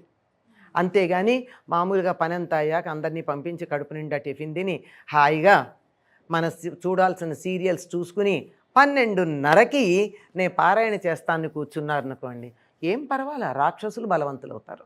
చాలా 12 గంటల లోపు తర్వాత మళ్ళీ సాయంత్రం ఎప్పుడు 3:30-4 అంటే ఈ సమయం కొంచెం వేరీ అవుతుందమ్మా. సూర్యోదయ సూర్యాస్తమయాలను అనుసరించి మధ్యాహ్నం ఒక 10 నిమిషాలు. 12 అంటే ఎగ్జాక్ట్లీ 12 అని చెప్పడానికి లేదు, ఎందుకంటే సూర్యోదయం త్వరగా అయితే ఆలస్యంగా సూర్యాస్తమయ వేసం కాలంలో ఉండే సమయం వేరు. ఆలస్యంగా సూర్యోదయం అయ్యి త్వరగా సూర్యాస్తమయం అయ్యేటటువంటి సమయాల్లో మధ్యాహ్నం వేరు. అంచేత సుమారుగా చెప్పడమే ఈ సమయం అంతా. అంచేత ఆ సమయాల్లో చెయ్యకూడదు. కానీ ఎక్కువ మందిని గమనించింది సాయంత్రం 6 గంటలకి పారాయణ. సంధ్యా సమయంలో చాలా మంచిదమ్మా. అమ్మవారికి రాత్రిపూట ఆరాధన చేయడం అన్నది అమ్మవారికి సంబంధించినటువంటి చాలా ప్రత్యేకమైనటువంటి అంశం అమ్మ. చాలా ఆవిడని ఎప్పుడు కూడా అలాగే ఆరాధించడం ప్రశస్తి అంటారు. కాకపోతే ఈవిడ అడిగారు కదా నియమం, ఆరాధించేటప్పుడు ఏం చేయాలి, నియమాలు ఎట్లా పడితే అట్లా అని. శుచిగా ఉండాలమ్మా. ఇందాకే చెప్పాను కదా, శుచిగా లేకపోతే కాస్త పొల్యూట్ అయినటువంటి వస్తువులు అగ్నిలో వేస్తే ఏమవుతుందో, మనం శుచిగా లేకుండా చదివితే అలాగే ఉంటుంది. ఏముంది, కిలుం పట్టిన పాత్రలో పాయసం పోస్తే పాయిజన్ అవుతుంది అంతే, అంతకన్నా ఇంకేం కాదు. చాలా పెద్ద విషయం అమ్మ అది. అంతకన్నా పెద్దది ఏం కాదు. అయితే మనం చాలా క్రిమిసంహారక మందులన్నీ లోపల వేసుకుని రెడీగా ఉన్నాం కనుక, అంటే చాలా క్రిమిసంహారకాలు వేసిన కూల్ డ్రింక్స్ అన్నీ తాగి రెడీగా ఉన్నాంగా, అంచేత పెద్ద ప్రమాదం జరగట్లేదు. ఎందుకంటే మన దగ్గర సిన్సియారిటీ లేదు కదా, పెదమలతోనే ఉంటున్నాం కదా, అందువల్ల పెద్ద ప్రమాదాలు జరగట్ల. నిజంగా మనస్ఫూర్తిగా చేస్తే మాత్రం ప్రమాదమే. అందువల్ల జాగ్రత్తలే ఉండాలి, శుచిగా ఉండాలమ్మా. శుచిగా అంటే కొత్త బట్టలని కానీ పట్టుబట్టలని కానీ నియమం ఏం లేదు. చక్కగా ఉతికి ఆరేసినటువంటి బట్టలు కట్టుకుని వీలైనంత వరకు ఒకే చోట కూర్చుని చేసుకోవడం మంచిది. సోఫాల్లోనూ కుషన్స్లోనూ కూర్చుని చేయకూడదు. ఎందుకంటే ఈ సోఫాల్లో కుషన్స్లో ఎంతమంది వచ్చి కూర్చుంటారో, ఏ స్థితిలో వచ్చి కూర్చున్నారో మనమే ఎన్నో సందర్భాల్లో కాలకృత్యాలకు వెళ్ళొచ్చి ఇందులో కూర్చుని ఉండొచ్చు. ఎవరినో కూడా అనుకోవడానికి లేదు. అందువల్ల శుచిగా ఉన్నటువంటి చోట ఒక చోట ఒక నియమంగా కూర్చుంటే ambience will give the mood. అందువల్ల చక్కగా కూర్చుని చేసుకుంటే బాగుంటుంది. అర్థమైంది కదా? ఇది నేను ఎప్పుడు అనుకుంటూ ఉంటాను. కోపం వస్తే రావచ్చు చాలామందికి. ఇది చూసినటువంటి వాళ్ళు నా మీద విరుచుకు పడితే కూడా పడవచ్చు. మనకి సమాజంలో జరిగే అనేక రకాలైన దురంతాలకి 12:30, 1 గంట, 2, 3 దాకా పారాయణాలు చేస్తూ ఉంటారు. అటువంటి ఫలితాలు కారణమేమో అని నాకు అప్పుడప్పుడు అనిపిస్తూ ఉంటుంది. నిజమెంతో అమ్మవారికి తెలియాలి. ఆ సమయంలో పారాయణ చేయడం అనేది చాలా ప్రమాదం అని అనొచ్చా? అంటే రాక్షసులు విజృంభిస్తే ఏమవుతుంది అన్నది, వాళ్ళు బలవంతులైతే ఏమవుతారు అన్నదాన్ని మనం అర్థం చేసుకోవాలి అంతే. ఇంకంతకన్నా వివరం ఏం చెప్పగలం? మరి సాయంత్రం పూట పారాయణ చేయాలనే ఉద్దేశంతో 4 తర్వాత చేయొచ్చమ్మా. అలాంటి వారు ఉదయం నుంచి ఉపవాసం ఉండాలంటారా? ఆహారం తీసుకోవచ్చు అంటే ఇదే చాలా మందికి సందేహం అమ్మా. పొద్దున్న చేసేవాళ్ళే పలహారం చేస్తున్నారు, మేము మందులు వేసుకుంటున్నామండి. ఈ మందులు ఒక వంకమ్మ. చాలా మందులకి కాఫీ చాలు, కానీ టిఫిన్ తినడం అనేది మందులు వేసుకోవడానికి వంకగా పెట్టుకుంటూ ఉంటారు చాలా మందులు, కానీ అన్నిటికీ కాదు. ఏవో పర్టిక్యులర్స్ ఉండొచ్చు, వివరాలు నాకు తెలియదు. దాని బదులు అరగంట ముందు లేవచ్చుగా, వేరే కార్యక్రమం ఇంకోటి ఏదన్నా పెట్టుకోవచ్చు కదా, అయినా తినేచేస్తారు. కానీ అనారోగ్యంగా ఉండి, అనుకోకుండా అనారోగ్యంగా ఉండి అయినా నాకు ఆరాధన చేసుకోవాలనే తపన ఉంటుంది, కొంతమందికి ఉంటుంది కదా. అట్లాంటప్పుడు వారికి ప్రత్యేకంగా ఇచ్చినటువంటి వెసులుబాటు ఏమిటంటే పాలు తాగి చేసుకోవచ్చు, లేదు పండు తినచ్చు. అంటే వండింది అట్లా కాకుండా, ఎందుకంటే శరీరానికి వెంటనే బలం కలిగించి పొట్ట మీద బరువు లేకుండా జీర్ణ వ్యవస్థకి ఇబ్బంది కలిగించకుండా తేలికగా కూర్చుంటే అలా కునికిపాట్లు రాకుండా హాయిగా చెప్పడానికి వీలుగా ఉంటుంది. అది ఈ మధ్య కాలంలో అనుమతించబడింది. అయితే చాలామంది పెద్దలు గురువులైనటువంటి వాళ్ళు, మేము గురువులు అని అనుకుంటున్నటువంటి వాళ్ళు, శిష్యులకి మేము చెప్పచ్చు, వాళ్ళు ఆ మాటని వింటారు అనేటటువంటి ఒక నమ్మకం తమ మీద తమకి కలిగినటువంటి వారు టిఫిన్లు తినిచేసుకోండి అని చెప్తున్నారు. ఆ దోషం టిఫిన్ తినిచేసుకున్న వాళ్ళకి రాదు, చెప్పిన వరకు వస్తుంది అంతే కదా. అంచేత ఎవరినన్నా మనం పరిపూర్ణంగా విశ్వసించి నమ్మాము అని అడిగి వాళ్ళ సూచన పాటిస్తే పాటించినటువంటి వారికి ఎటువంటి దోషం రాదు. అంచేత అటువంటి గురువులుండి, నేను ఇంకొక గురువుని విన్నాను, ఏమన్నా దోషం ఉంటే నేను అనుభవిస్తా, ఏం పర్వాలా, నీకు అనారోగ్యంగా ఉంది, నువ్వు తిని కూర్చుని చేసుకో అన్నారు. పర్వాలా, అటువంటి గురువులకి పాదాలకు నమస్కారం, గురుస్థానంలో ఉన్న వాళ్ళకి. వారు స్వీకరిస్తారు. అలా కాకుండా చేసేసుకోండి పర్వాలేదు మీ ఇష్టం, ఏదో చేస్తున్నారుగా, ఎత్తాగొట్టా చేస్తున్నారుగా, తప్పో ఒప్పో చేస్తున్నారుగా అంటే చదవడంలో తప్పో ఒప్పోతో పాటు ప్రవర్తనలో కూడా తప్పో ఒప్పో అనుమతించారనుకోండి, అది వారందరికీ నమస్కారం. వేళ వాళ్ళు అనారోగ్యంతో ఉంటే ఇప్పుడు రిజర్వేషన్స్ వేరమ్మా, కన్సెషన్స్ వేరమ్మా, జనరల్ రూల్ వేరు. How can you equate concession with a general rule? అన్ని కలపొద్దు అంటారు. కలపకూడదు, దేనికదే. జనరల్ రూల్ ఏమిటంటే శుచిగా ఉండాలి, ఉదయం భోజనం చేయకుండా చెయ్యాలి, భోజనం కాదంటే ఫలహారం తీసుకోవచ్చు, నాట్ టిఫిన్. ఇది చాలా మంది పలహారం అంటే టిఫిన్ అనే భావనలోనే ఫలహారం పళ్ళు. పళ్ళు అంతవరకు. ఎందుకంటే పళ్ళు తింటే ఎటువంటి రజోగుణం రాదు, రజోగుణం రాదు, తమో గుణం కూడా రాదు. అంటే కళ్ళు, తమో గుణం అంటే నిద్రపోవడం, రజోగుణం అంటే వాళ్ళు తప్పుతో వీడు సరిగ్గా లేదు అని పళ్ళు కొరుక్కుంటూ వాళ్ళు చూడండి ఇలాంటివి మనం పారాయణల్లో ఈ హావభావాలన్నీ చూస్తాం కదా, ఇవేమీ రాకుండా ఉంటాయి. ఏవైనా మన చేతుల్లోనే ఉన్నాయి, మన చేతుల్లో ఉన్నాయి, మన చేతల్లో ఉన్నాయి, నిజం. ఇంకా గట్టిగా చెప్పాలంటే మన చిత్తంలో ఉన్నాయి. అది మాత్రం నిజం. అవి బయటకు వచ్చినప్పుడే ప్రమాదం. రానియకూడదు, అసలు చిత్తంలోనే లేకుండా ఉండాలి. ఎందుకు ఇవన్నీ చేయడం దండగా, అక్కడ లేకపోతే మార్పు. అంత నిగ్రహం ఉండాలమ్మా, రావాలి, ఉండాలి కదా, రావాలి. ఎందుకు రావాలి అని కాకుండా రావాలని కోరుకుంటే చాలు. మంచి విషయం చెప్పారమ్మా. నమస్కారం అమ్మా. మరొక ప్రశ్న, మీ సందేహం అడగండి. పేరు జయలక్ష్మి. నాకు చిన్న సందేహం ఏంటంటే, మనము లలితా దుర్గా స్వరూపాలన్నీ ఒకటే అని కొలుస్తాము. కొలిచినప్పుడు ఎక్కువగా దుర్గాదేవికి అష్టమి, నవమి చాలా విశేషమైన రోజులు, అట్లాగే చతుర్దశి కూడా అని అంటాం మనం. ఆ రోజుల్లో ఎక్కువగా చదివితే ఎక్కువ ఫలితం వస్తుందంటారు. ఇప్పుడు తిథులు అన్నీ ఒకటే, కానీ ఆ స్పెషల్గా వాటిల్లో చదివినప్పుడే ఎక్కువ ఫలితం రావడం అనేది మరి దానికి నాకు కొంచెం వివరణ. అమావాస్య కూడా మరి కొంతమందికి చాలా విశేషమైన రోజు, ఆ రోజు మనం పౌర్ణమి ఇష్టమైన రోజు, విశేషమైన రోజు అనుకుంటాము. మరి అమావాస్య మరి చెన్నైలో వాళ్ళందరికీ వాళ్ళు చాలా గొప్పగా పూజ చేసుకుంటారు, గొప్పగా ఆ రోజుని పండగలాగా చేసుకుంటారు. మనం మాత్రం ఎందుకు చేసుకోలేకపోతున్నాం, దానికి కారణం. అమ్మా, ఇప్పుడు మిమ్మల్ని మామూలుగా రోజు ఫోన్ చేసి ఎట్లా ఉన్నారు అని అడిగినా అడగకపోయినా మీ పుట్టినరోజు నడిచేస్తే సంతోషిస్తారా లేదా? అది ప్రత్యేకమైన రోజు కదా, అవునా కాదా? అట్లాగే అమ్మవారు ఒక్కొక్క సందర్భానికి, ఒక్కొక్క అవసరానికి ఒక్కొక్క రూపంలో అవతరించింది. అలా అవతరించిన సందర్భాలు ఒక్కొక్క అవతరణ ఒక్కొక్క తిథి నాడు జరిగాయి. అందువల్ల ఆ రూపంతో ఆరాధించేటప్పుడు ఆనాడు ఆవిడికి ప్రత్యేకత. ప్రత్యేకంగా అష్టమి అమ్మవారికి చాలా ప్రీతిపాత్రమైనటువంటి తిథిగా చెప్తారు. ఎందుకంటే ప్రతి అష్టమి, సంవత్సరంలో ఉండేటటువంటి 24 అష్టములు కూడా ఏదో ఒక రూపంలో అమ్మవారు ఆవిర్భవించింది.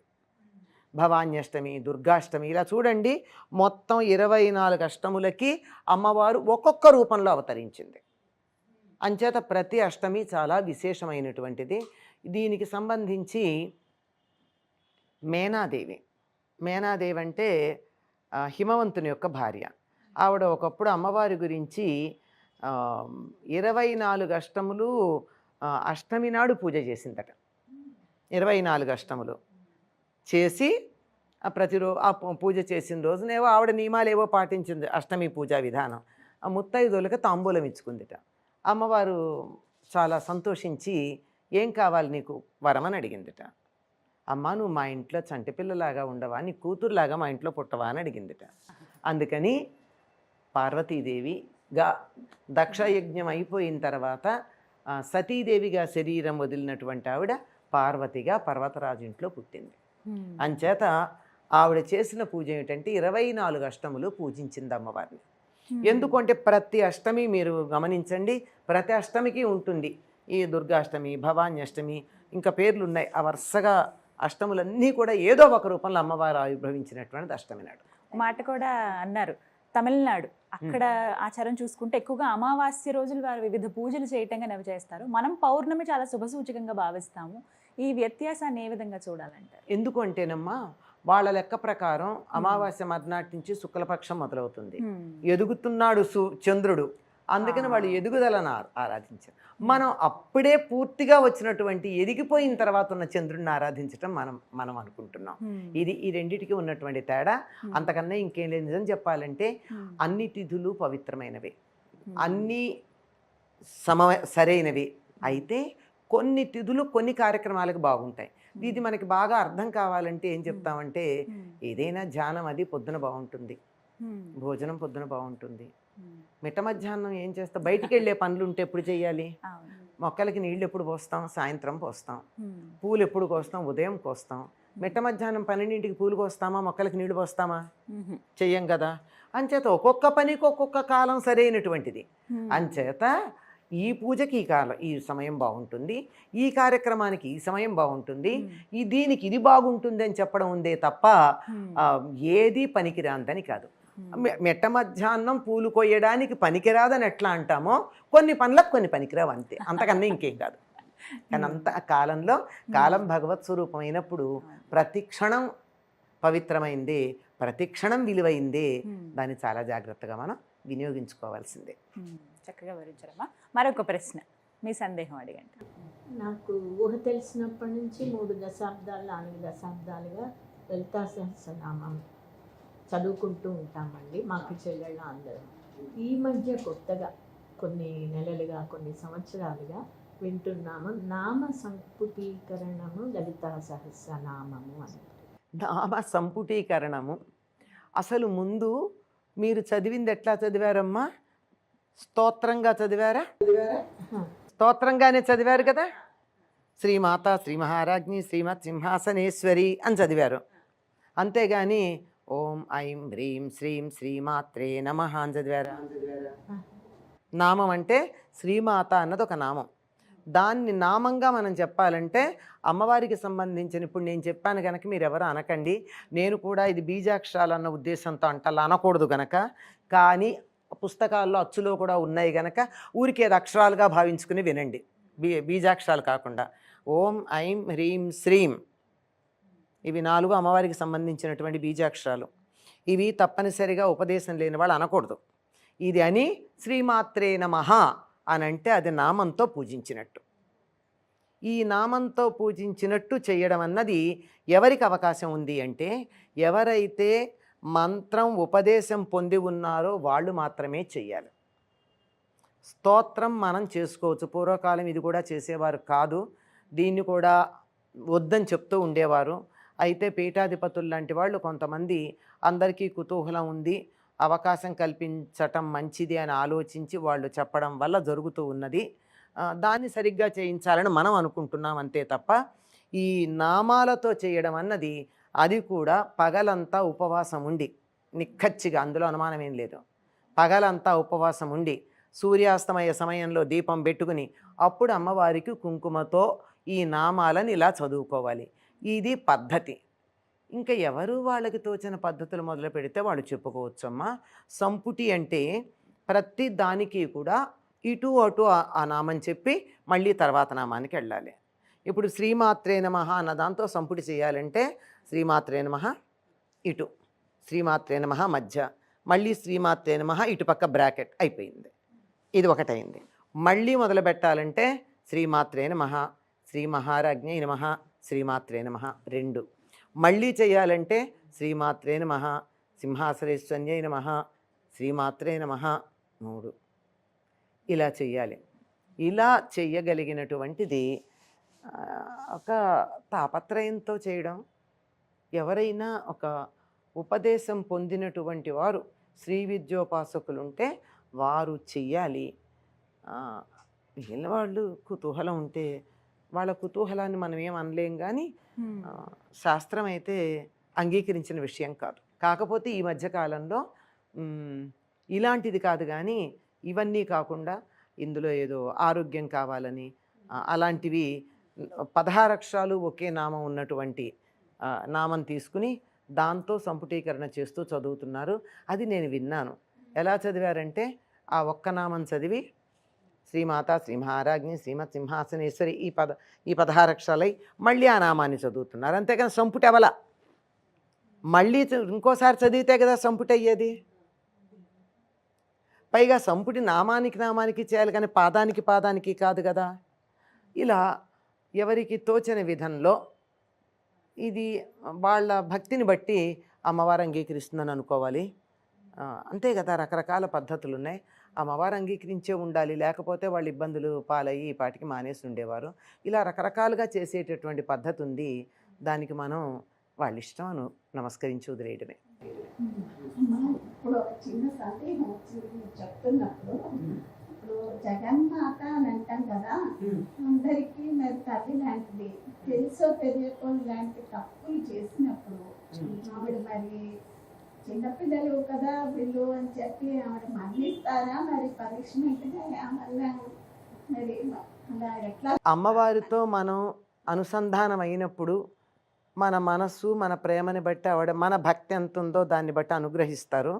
ఆ అనుగ్రహించేటప్పుడు అమ్మా నాకు ఇది కావాలని గట్టిగా కోరుకుంటే అయిపోయేదానికి ఇన్ని రకాలు అనాలా? ముందరే చెప్పా కదా, శ్రీమాత్రే నమః నమస్కారం చేసుకుంటే చాలని.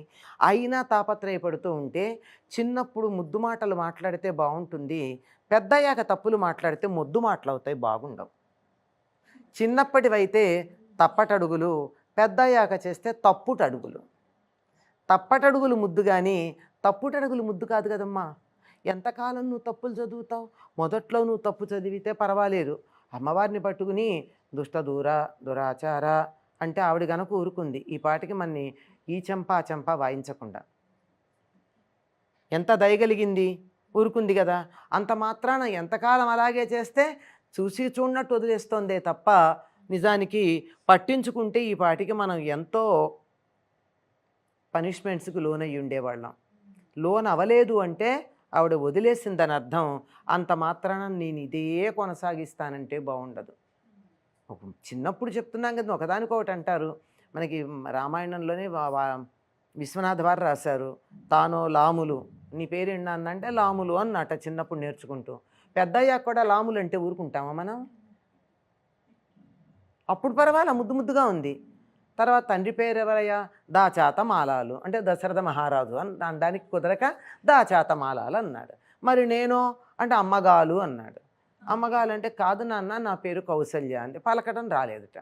రాకపోతే ఆవిడ గట్టిగా కౌగులించుకుని ఏం పర్వాలేదు నాన్న నాకు పేరే లేదురా నేను అమ్మనేరా అంది. తర్వాత అంతే. ఇది శాశ్వతమా? అప్పుడు ఏదో 10 నెలల పిల్లాడు లాములు అమ్మగాలు దాచాతమాలాలు అంటే బాగుంది, కానీ అంత అయ్యాక కూడా అలాగేనా? అప్పుడు ఊరుకున్న అమ్మ నీ పేరు ఏమిటంటే లాములు అంటే ఊరుకుంటుందా 25 ఏళ్ళు వచ్చాక?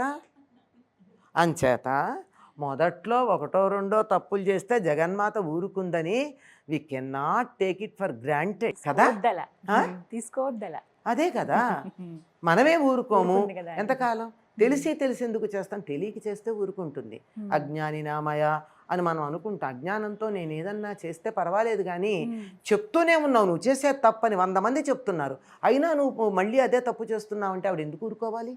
ఇంత 100 మంది రూపంలో వచ్చి ఆవిడ చెప్పింది నువ్వు చేసే తప్పని, మళ్ళీ నువ్వు చేస్తున్నావంటే నీకు లెక్కలేదు. నేనేం చేసినా ఊరుకుంటావు అని నువ్వు చాలా ధైర్యంగా ఉన్నావు. నీ ధైర్యం నువ్వు ఉండు, నాకేం సంబంధం అంటుంది. శిక్షార్హులే. అంచేత ఆవిడ చాలా దయామయురాలు గనకే మనం ఇన్ని తిట్లు తిడుతుంటే ఆవిడ భరించి ఊరుకుంటోంది. నిజంగా ఆవిడ తిట్టుకి గనక మన మీద ప్రతీకారం తీర్చుకుని మనని శిక్షించాలనుకుంటే ఎక్కడుండేవాళ్ళం మనం? అసలు ఉండేవాళ్ళం. అర్థమైంది కదమ్మా. తప్పు ఎందుకు ఊరుకోదు, ఎందుకు సరిగ్గా అనాలి అని. మరొక ప్రశ్న, మీ సందేహం అమ్మా. లలితా సహస్రనామం విష్ణు సహస్రనామంకి కొంతమంది పని చేసుకుంటూ చదువుతుంటారు కదండి, అలా చదివినందువల్ల వాళ్ళకి ఏమన్నా ఉందండి? అంటే కొంతమంది పర్వాలేదు అని అంటున్నారు, కొంతమంది ఏమో అలా చదవకూడదు, కూర్చొని చదవాలి, కాన్స్టెంట్గా కూర్చొని ఒక చోట అని అంటున్నారు. అది ఎంతవరకు కరెక్ట్? అమ్మ ఏదన్నా సంకల్పం చెప్పుకొని నేను 10 సార్లు చదువుతాను, 10 సార్లు చదువుతాను, నాకు ఈ కోరిక కావాలి అని ఏదన్నా అనుకుంటే కదలకుండా ఏకాసనం అంటారు. కూర్చున్న చోట ఏ భంగిమలో కూర్చున్నారో ఆ భంగిమ నుంచి కదలకుండా కూర్చొని చదవాలి. కానీ అమ్మవారి మీద ప్రేమతో చదువుకునేటప్పుడు పని చేసుకుంటే చదవచ్చమ్మా. వద్దనుకున్నాం, ఇప్పుడు 10 సార్లు మీరు కదలకుండా కూర్చుని చదువుకున్నారు, తర్వాత వంట చేసుకోవడానికి వెళ్ళారు, వద్దన్నా కొన్ని నామాలు వెంట పడుతూనే ఉంటాయా, మనసులో తిరుగుతూనే ఉంటాయా? అక్కడ దోషమేం లేదు. అంటే నేను అలాగే చేస్తానండి, రోజు కూడా విష్ణు సహస్రం అని ఎంత కానీ నేను పని చేసుకుంటూ వంట చేసుకుంటూనే. ఏం పర్వాలేదు. అంటే ఇవాళ విష్ణు సహస్రనామం కూరను లలితా సహస్రనామం పప్పు వండారు, తిన్నవాళ్ళకి బోళ్ళు పుణ్యమే ఉంటుంది. ఎనర్జీ ఆ ఆహారంలోకి వస్తుంది. మీకు ప్రత్యేకంగా నాకు ఈ కోరిక తీరాలి, నాకు కాలు నొప్పి తగ్గాలి, నాకు వేలు నొప్పి తగ్గాలి, నా కన్ను నొప్పి తగ్గాలి, నా పన్ను నొప్పి తగ్గాలి, ఇలాంటి కోరికలు కాకుండా చేస్తున్నారు కనుక దానివల్ల ఆ ఆహారం ఎవరు తింటున్నారో వాళ్ళకి మంచి ఫలితమే వస్తుందమ్మా. అలా చదువుకునేటప్పుడు ఒకళ్ళ మధ్యలో ఆపేసిన పెద్ద ప్రమాదం ఏంటి? సగం చదివారు, ఈ లోపల ఇంటికి ఎవరో గెస్టులు వచ్చారు, వాళ్ళని పలకరించాలి కదా, గృహిణులకు అవే ఉంటాయిగా. చేస్తానండి నేను 3:30కి వెళ్ళేస్తాను. అప్పుడే నేను నా కార్యక్రమం అంతా చదువుకుంటూ అలా చేస్తాను. పర్వాలేదు, అదే అంటున్నా. ఇప్పుడు మీకైతే అలా వీలు ఉంది, అందరూ ఉంది. అవకాశం లేని వాళ్ళు ఇలాగే పనిచేసుకుంటూ అమ్మవారి మీద ప్రేమతో చదువుతున్నారు కానీ కోరికతో కాదు కదా. అట్లాంటప్పుడు ఎవరన్నా వచ్చి మాట్లాడినా మనకేమి ఓ ఫలితాన్ని ఆశించి చేస్తే ఫలితం రాదని బాధ. ఫలితం ఆశించలేదు, అమ్మవారి మీద ప్రేమతో చేస్తున్నాం. ప్రేమనే భక్తి అంటారు. అలా చేస్తున్నప్పుడు మధ్యలో ఆపినా పూర్తి చేయకపోయినా ప్రమాదం ఉండదు. ఇది సంకల్పం చెప్పుకుని కూర్చొని చదివారా పూర్తవ్వాలి, అది కూర్చొని చెయ్యాలి. అమ్మా కొంతమంది ఇళ్లలో గమనిస్తాం, శుక్రవారం అయితే సాయంత్రం 6 గంటలకి కెసెట్ అలా ఆన్ చేస్తారు వాళ్ళ సిస్టమ్స్లోనేలాగా. లలిత సహస్రం పెద్ద సౌండ్ పెట్టి ఇళ్ళంతా ప్రతిధ్వనించేలాగా పెడుతూ ఉంటారు. అలా అసలు పెట్టడం మంచిదేనా? మనం ఉచ్చరించకపోయినా అలా ఆడియో ద్వారా మనం వినడం కరెక్టే అంటారా? అంటేనమ్మా టేప్ రికార్డర్కి పుణ్యం వస్తుంది. అంటే విన్న మనకి ఇంకోటి కూడా ఉంది, ఊరికే చమత్కారంగా చెప్పాను కానీ అది వింటున్నప్పుడు ఒక నామం మీదన్నా మనం దృష్టి పెడితే నయం. ఇంకొకటి, ధ్వనికి ఒక శక్తి ఉంది, ధ్వనికి శక్తి ఉందన్నాం కదా. ఆ ధ్వని తరంగాల వల్ల వాతావరణం పరిశుభ్రం అవుతుంది, మనకేం ఉపయోగం ఉండదు. మనం ఉండే ఇల్లు యాంబియన్స్ బాగుంటుంది, వాతావరణం బాగుంటుంది, నెగిటివిటీ ఏమన్నా ఉంటే పోతుంది. అంతేగాని మనకి ఏదన్నా ఉపయోగం ఉండాలంటే మనం దాంతోపాటు తప్పులు లేకుండా చదవడం, లేదా అటు ఇటు తిరుగుతుంటే ఎక్కడన్నా ఒక నామం దాటేయడం ఇలాంటివి వస్తాయి. చూడకుండా చదివేటప్పుడు నోటుకొచ్చు కదా అన్న ధైర్యంతో చదువుతూ ఉంటే ఎక్కడో దృష్టి మళ్ళుతుంది. దృష్టి మళ్ళేటప్పటికీ ఒక పదమో ఒక పాదమో ఒక నామమో దాటేస్తాం. అలా దాటేయకుండా ఉండడానికి ఈ వినికిడి వల్ల ఉపయోగం ఉంటుంది. ఇప్పుడు ఉచ్చరించినప్పుడు ఏం జరుగుతుందంటే అమ్మ, నాలుక తాలు పైన తగులుతుంది అంగిలికి. ఆ అంగిలికి తగిలినప్పుడు అక్కడ ఉన్నటువంటి నాడీ మండలం యాక్టివేట్ అయ్యి శరీరం చాలా అనారోగ్యాలన్నీ పోతాయి. మంత్రం ఉచ్చరించటం వల్ల ఆరోగ్యం బాగుపడడానికి కలిగినటువంటి కారణం. కనుక మనం సరిగ్గా ఉచ్చరించామా సరైనటువంటి నాడులు యాక్టివేట్ అవుతాయి. తప్పు ఉచ్చరిస్తే తప్పు. అందుకే చెడ్డ మాటలు మాట్లాడే వాళ్ళ మొహం ఎలా ఉంటుంది?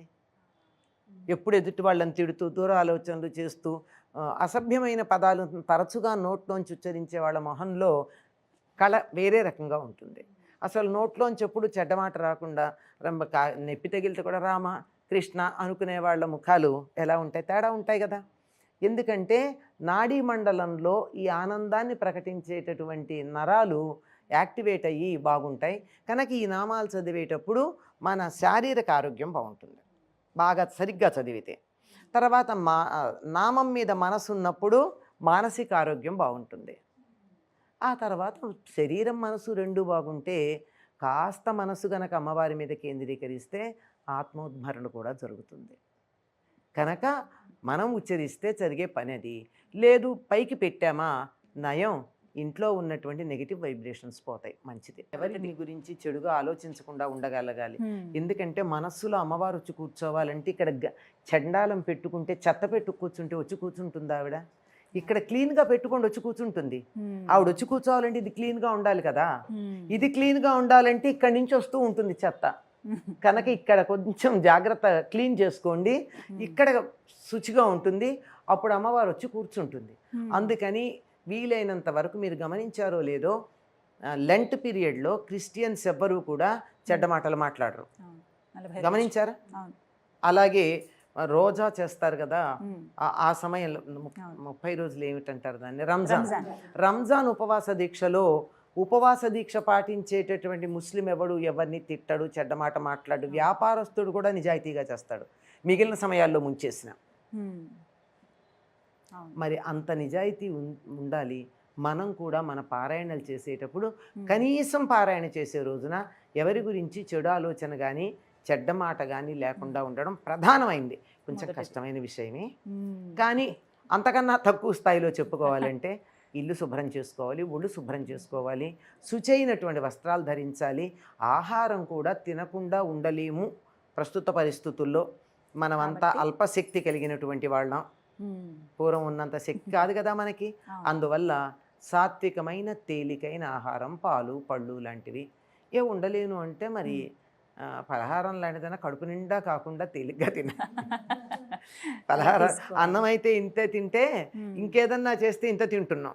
అందువల్ల అట్లా కాకుండా చాలా తక్కువగా తిన్నామా లేదా అన్నట్టు ఉండి తేలిగ్గా ఉండేట్టు ఉండడం మంచిది. ఏదైనా తింటే మాత్రం తప్పనిసరిగా స్నానం చేయాలి.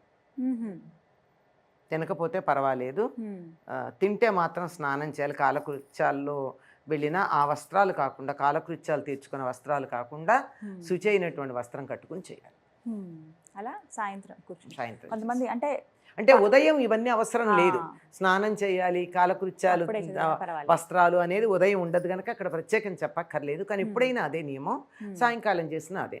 పగటిపూట ఉదయం నుంచి సాయంకాలం 6 లోపల ఒక్కసారన్నా కాలకృత్యాలకు వెళ్లకుండా ఉండలేం కదమ్మా. అప్పుడు శుచి అయినటువంటి వస్త్రాలు ధరించాలి. అప్పుడు మళ్ళీ దీపం పెట్టాల్సి ఉంటుందా అమ్మా? కొంతమంది ఏంటంటే రావడం, ఇప్పుడు నేను పారాయణ చేయబోతున్నానని చెప్పి అమ్మవారి ఆ పుస్తకం తీసుకుని చదవడం ప్రారంభిస్తూ ఉంటారు. దీపం పెట్టుకోవడం మంచిదమ్మా, పెట్టకపోయినా చేస్తున్నారు. ఎందుకంటే దాంట్లోనే ఈ మధ్య క్లుప్తంగా చేసే పంచోపచార పూజా విధానం కూడా పెట్టారు కదా. లం పృథ్వీ తత్వాత్మికాయ నమః గంధం పరికల్పయామి అంటూ పంచభూతాలకి సంబంధించి చెప్తూ అగ్నితత్వాత్మకైన దీపం పరికల్పయామి అని చెప్తారు గనక మనస్సుతోనే అవన్నీ ఇచ్చేస్తున్నాం గనక పారాయణ చేసే చోట దీపం పెట్టే అవకాశం లేకపోతే, అంటే సామూహికంగా చేసే చోట అవకాశం లేని పరిస్థితుల్లో అలా చేసుకోవచ్చు. అవకాశం లేకపోతే అది జనరల్ రూల్ కాదు, అది ఎక్సెప్షనల్ రూల్. అదే ముగింపు సమయంలో పాటించవలసింది ఏమిటండి? ముగించిన తర్వాత ఇంకా అయిపోయింది అమ్మ నమస్కారం, ఇంతవరకే చాలా మందికి తెలుసు. అమ్మవారికి చేత అయితే ఒక పండు నైవేద్యం పెట్టి మంగళహారతి ఇస్తే మంచిది. ఈ విధంగా ముగించాలి, ప్రారంభించడం ముగించడం. చక్కగా వివరించారమ్మా. ఇంకెవరికైనా సందేహాలు? నమస్కారం. ఇప్పుడు ఇందులో బ్రహ్మగ్రంథి, విష్ణు గ్రంథి, రుద్రగ్రంథి అని 3 గ్రంథుల గురించి చెప్పాను. ఈ విభేదన గురించి ఒకసారి. ఈ మన శరీరంలో ఉండేటటువంటి 3 భౌతిక శరీరానికి సంబంధించింది కింద బ్రహ్మగ్రంథి, మనస్సుకు సంబంధించినటువంటిది విష్ణు గ్రంథి, ఇమోషన్కి సంబంధించినటువంటిది రుద్రగ్రంథి. మనకి 3 బాడీస్ ఉన్నాయి కదా, ఈ 2 కలిసి భౌతికతకి మూలాధారం మణిపూరకం, స్వాధిష్టానం అనాహతం మనసుకు సంబంధించింది, విశుద్ధి ఇది కలిపి ఇమోషన్ దానికి హయ్యర్ నాలెడ్జ్కి సంబంధించింది. ఇది టోటల్లీ ఫిజికల్. ఈ మధ్యలో ఉండే మనసుకు సంబంధించింది విష్ణు గ్రంథి. ఇవే మనకి 3 కూటములుగా కూడా చెప్పడం జరిగింది అమ్మవారి మంత్రానికి సంబంధించి. లలితా పారాయణ చేసిన వారు అమ్మవారికి తాంబూలం నైవేద్యంగా సమర్పించడం నేను చూశానమ్మా. రీసెంట్గా నేను ఒక నేపాల్ టూర్ వెళ్ళినప్పుడు అక్కడ మేము ఇలా పారాయణ చేసుకున్నామని, వివాహం అయిన వారికి మాత్రమే, భార్యాభర్త ఇద్దరికి తాంబూలం తీసుకొచ్చి ఇచ్చారు. అదే అమ్మవారికి నైవేద్యంగా పెడతారా? అసలు ఏం పెడతారు అమ్మవారికి? షోడశోపచార పూజలో మనకి తాంబూలం ఉంది కదమ్మా. మన సంప్రదాయంలో భోజనం అయినాక తాంబూలం అనేది ఆరోగ్యరీత్యా చాలా మంచిది. అందుకని తప్పనిసరిగా దేవుడి కంటే మనం ఇస్తాం. అమ్మవారికి తాంబూలం తయారు చేయడం కూడా ఒక ప్రత్యేకమైన కళ. మామూలుగా మనం ఏం చేస్తామంటే 3 ఆకులు పెట్టేసి దాంట్లో ఒక్కలు పెట్టి ఇచ్చేస్తాం. అట్లా ఇవ్వకూడదు.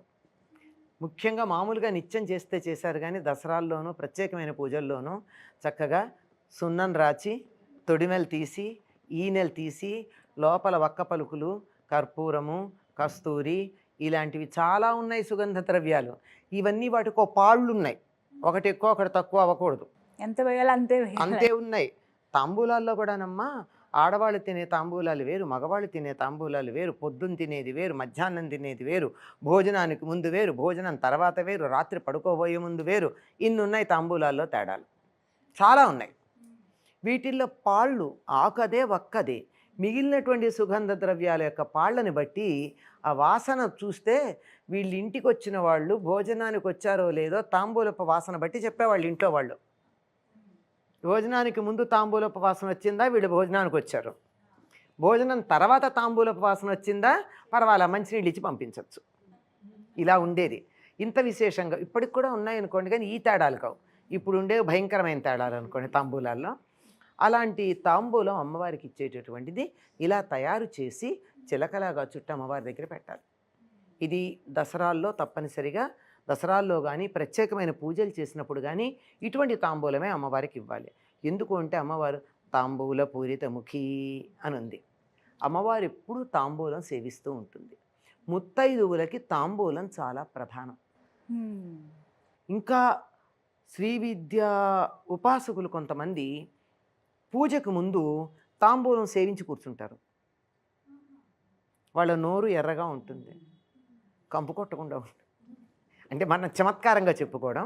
ఎందుకంటే అలాంటి ఉపాసన చేసేటటువంటి వారు ఒకవేళ ఏ కారణంగా అన్న స్నానం చేయకపోయినా వాళ్ళ ఒంటి నుంచి దుర్వాసన రాదు. కొన్ని పూజలు అలా రాత్రి ఇవాళ పొద్దునుంచి రేపు పొద్దుడి దాకా చేసేటప్పుడు మధ్యలో స్నానం చేయకూడదు, చేయరు. వాళ్ళకి ఏదైనా కాలకృత్యాలకు వెడితే ఈ దీక్షా వస్త్రాలు పక్కన పెట్టి ఆ కార్యక్రమం పూర్తి చేసుకుని మళ్ళీ వచ్చి ఈ దీక్షా వస్త్రాలే ధరిస్తారు తప్ప మళ్ళీ తలంటి పోసుకోవడం కానీ ఒంటి మీద నీళ్లు పోసుకోవడం కానీ చెయ్యకూడదు. అలాంటివి రోజుల తరబడి చేసేవి కూడా ఉంటాయి. అందుచేత అలా చేసే వాళ్ళ దగ్గర వాసన రాదు. అసలు అమ్మవారి పూజ చేసే వాళ్ళ దగ్గర దుర్వాసన రాదండి. సువాసిన్యర్చన ప్రీత అనే నామం ఉంది. సువాసిని అంటే అక్కడ మంచి వాసన కలిగింది అని అర్థం. ముత్తైదువ అనే అర్థం కూడా ఉంది, లేకపోలే 4 స్థాయిల్లో ఉంటాయి కదా పెద్దానికి అర్థాలు. మంచి వాసన కలిగింది అంటే ఆవిడ దగ్గరికి వస్తే కంపు రాదు, సువాసనే వస్తుంది. కొంతమంది దగ్గరికి వస్తే ఆమె దూరంలో ఉంటే పక్కకి తప్పుకుంటాం. కొంతమంది దగ్గరికి వస్తే వచ్చినట్టు తెలియదు, వాసన ఉండదు. చాలా అపురూపంగా కొద్దిమంది మన సమీపానికి వస్తే వాళ్ళు ఏ సుగంధ ద్రవ్యాలు వాడకపోయినా మంచి వాసన వస్తుంది. ఇది చేసినటువంటి సత్కర్మల యొక్క ఫలంగా వస్తుంది. అంచేత అటువంటి సువాసినిల చేత ఆవిడ పూజింపబడుతూ ఉంటుంది. అటువంటి సువాసినులు తప్పనిసరిగా తాంబూలం వేసుకుని పూజ చేస్తారు. మీరు గమనించండి, దసరాల్లో దీక్ష తీసుకున్న వాళ్ళు భోజనం చెయ్యరు కానీ తాంబూలం వేసుకుని పూజ చేస్తారు. అంచేత అది ముత్తైదువులకు సంబంధించిన లక్షణం. అందుకని సువాసిన్యర్చన ప్రీత ఆవిడ తాంబూల పూరిత ముఖి కనుక ఆవిడికి తాంబూలం తప్పనిసరిగా అలా మొక్కుబడిగా 2 ఆకులు వేయడం కాక చక్కగా తాంబూలం తయారు చేసి పద్ధతి ప్రకారంగా పెట్టాలి అమ్మవారికి. అసలు ప్రసాదంగా కూడా తాంబూలాలు ఇచ్చేటటువంటి ఆలయాలు కొన్ని ఉన్నాయి. ప్రసాదం తాంబూలమే ఇస్తారు. మరొక ప్రశ్న అండి, మీ సందేహం అడగండి అమ్మ. అమ్మ నమస్తే అమ్మ. అమ్మవారి వర్ణన అన్నారు కదా, అమ్మవారి గురించి కిరీటం దగ్గర నుంచి కింద దాకా కొంచెం వర్ణించి చెప్పండి అమ్మా. మీరు చెప్తే చాలా బాగుంటుంది. నేను ఒక రోజు విన్నాను మీదే, మళ్ళీ ఒకసారి వినాలని నా కోరికమ్మా. అంటే లలితా రహస్యనామ సాహస్రం పారాయణ చేసేటటువంటి వాళ్ళు కొంచెం అర్థం తెలుసుకుని పారాయణ గనక చేసినట్టయితే మహాలావణ్య సేవదిహి అనేటటువంటి నామం దాకా ఉన్నది అమ్మవారి యొక్క రూపం మన కళ్ళ ముందు ఉండేట్టుగా చేస్తుంది. సాధారణంగా ఎక్కడైనా పాదాల నుండి శిరస్సు దాకా వర్ణించే పద్ధతి ఉంటుంది. ఏదో మనం అమ్మవారి గురించి మన లలిత లక్ష్మీ అష్టోత్తరం అయ్యాక ఏం చెప్తాము, చెంచలాయన మహాపాదవ పూజయామి, చపలాయన మహాజానుని పూజయామి అని చెప్పి పాదాలు మోకాళ్ళు ఇలా పైకి చెప్పుకుంటూ పెడతాం. కానీ లలితారహస్యనామ సహస్రంలో పైనుంచి కిందకుందేమిటి, ఎక్కడి నుంచి అనే సందేహం వస్తుంది. అటువంటి సందేహానికి కారణం ఏమిటంటే అమ్మవారు చిదగ్నికుండంలో పుట్టింది. అగ్నికుండం, దేవతలందరూ యజ్ఞం చేశారు. ఆ యజ్ఞకుండంలో అలా ఆవిర్భవించింది. ఆవిర్భవించినప్పుడు ఏం జరుగుతుందమ్మా, ఏం కనపడుతుంది ముందు? తల కనపడుతుంది, కానీ ఇలా తలకిందులుగా కనపడదుగా. చేత పాదాల తర్వాత కనపడతాయి.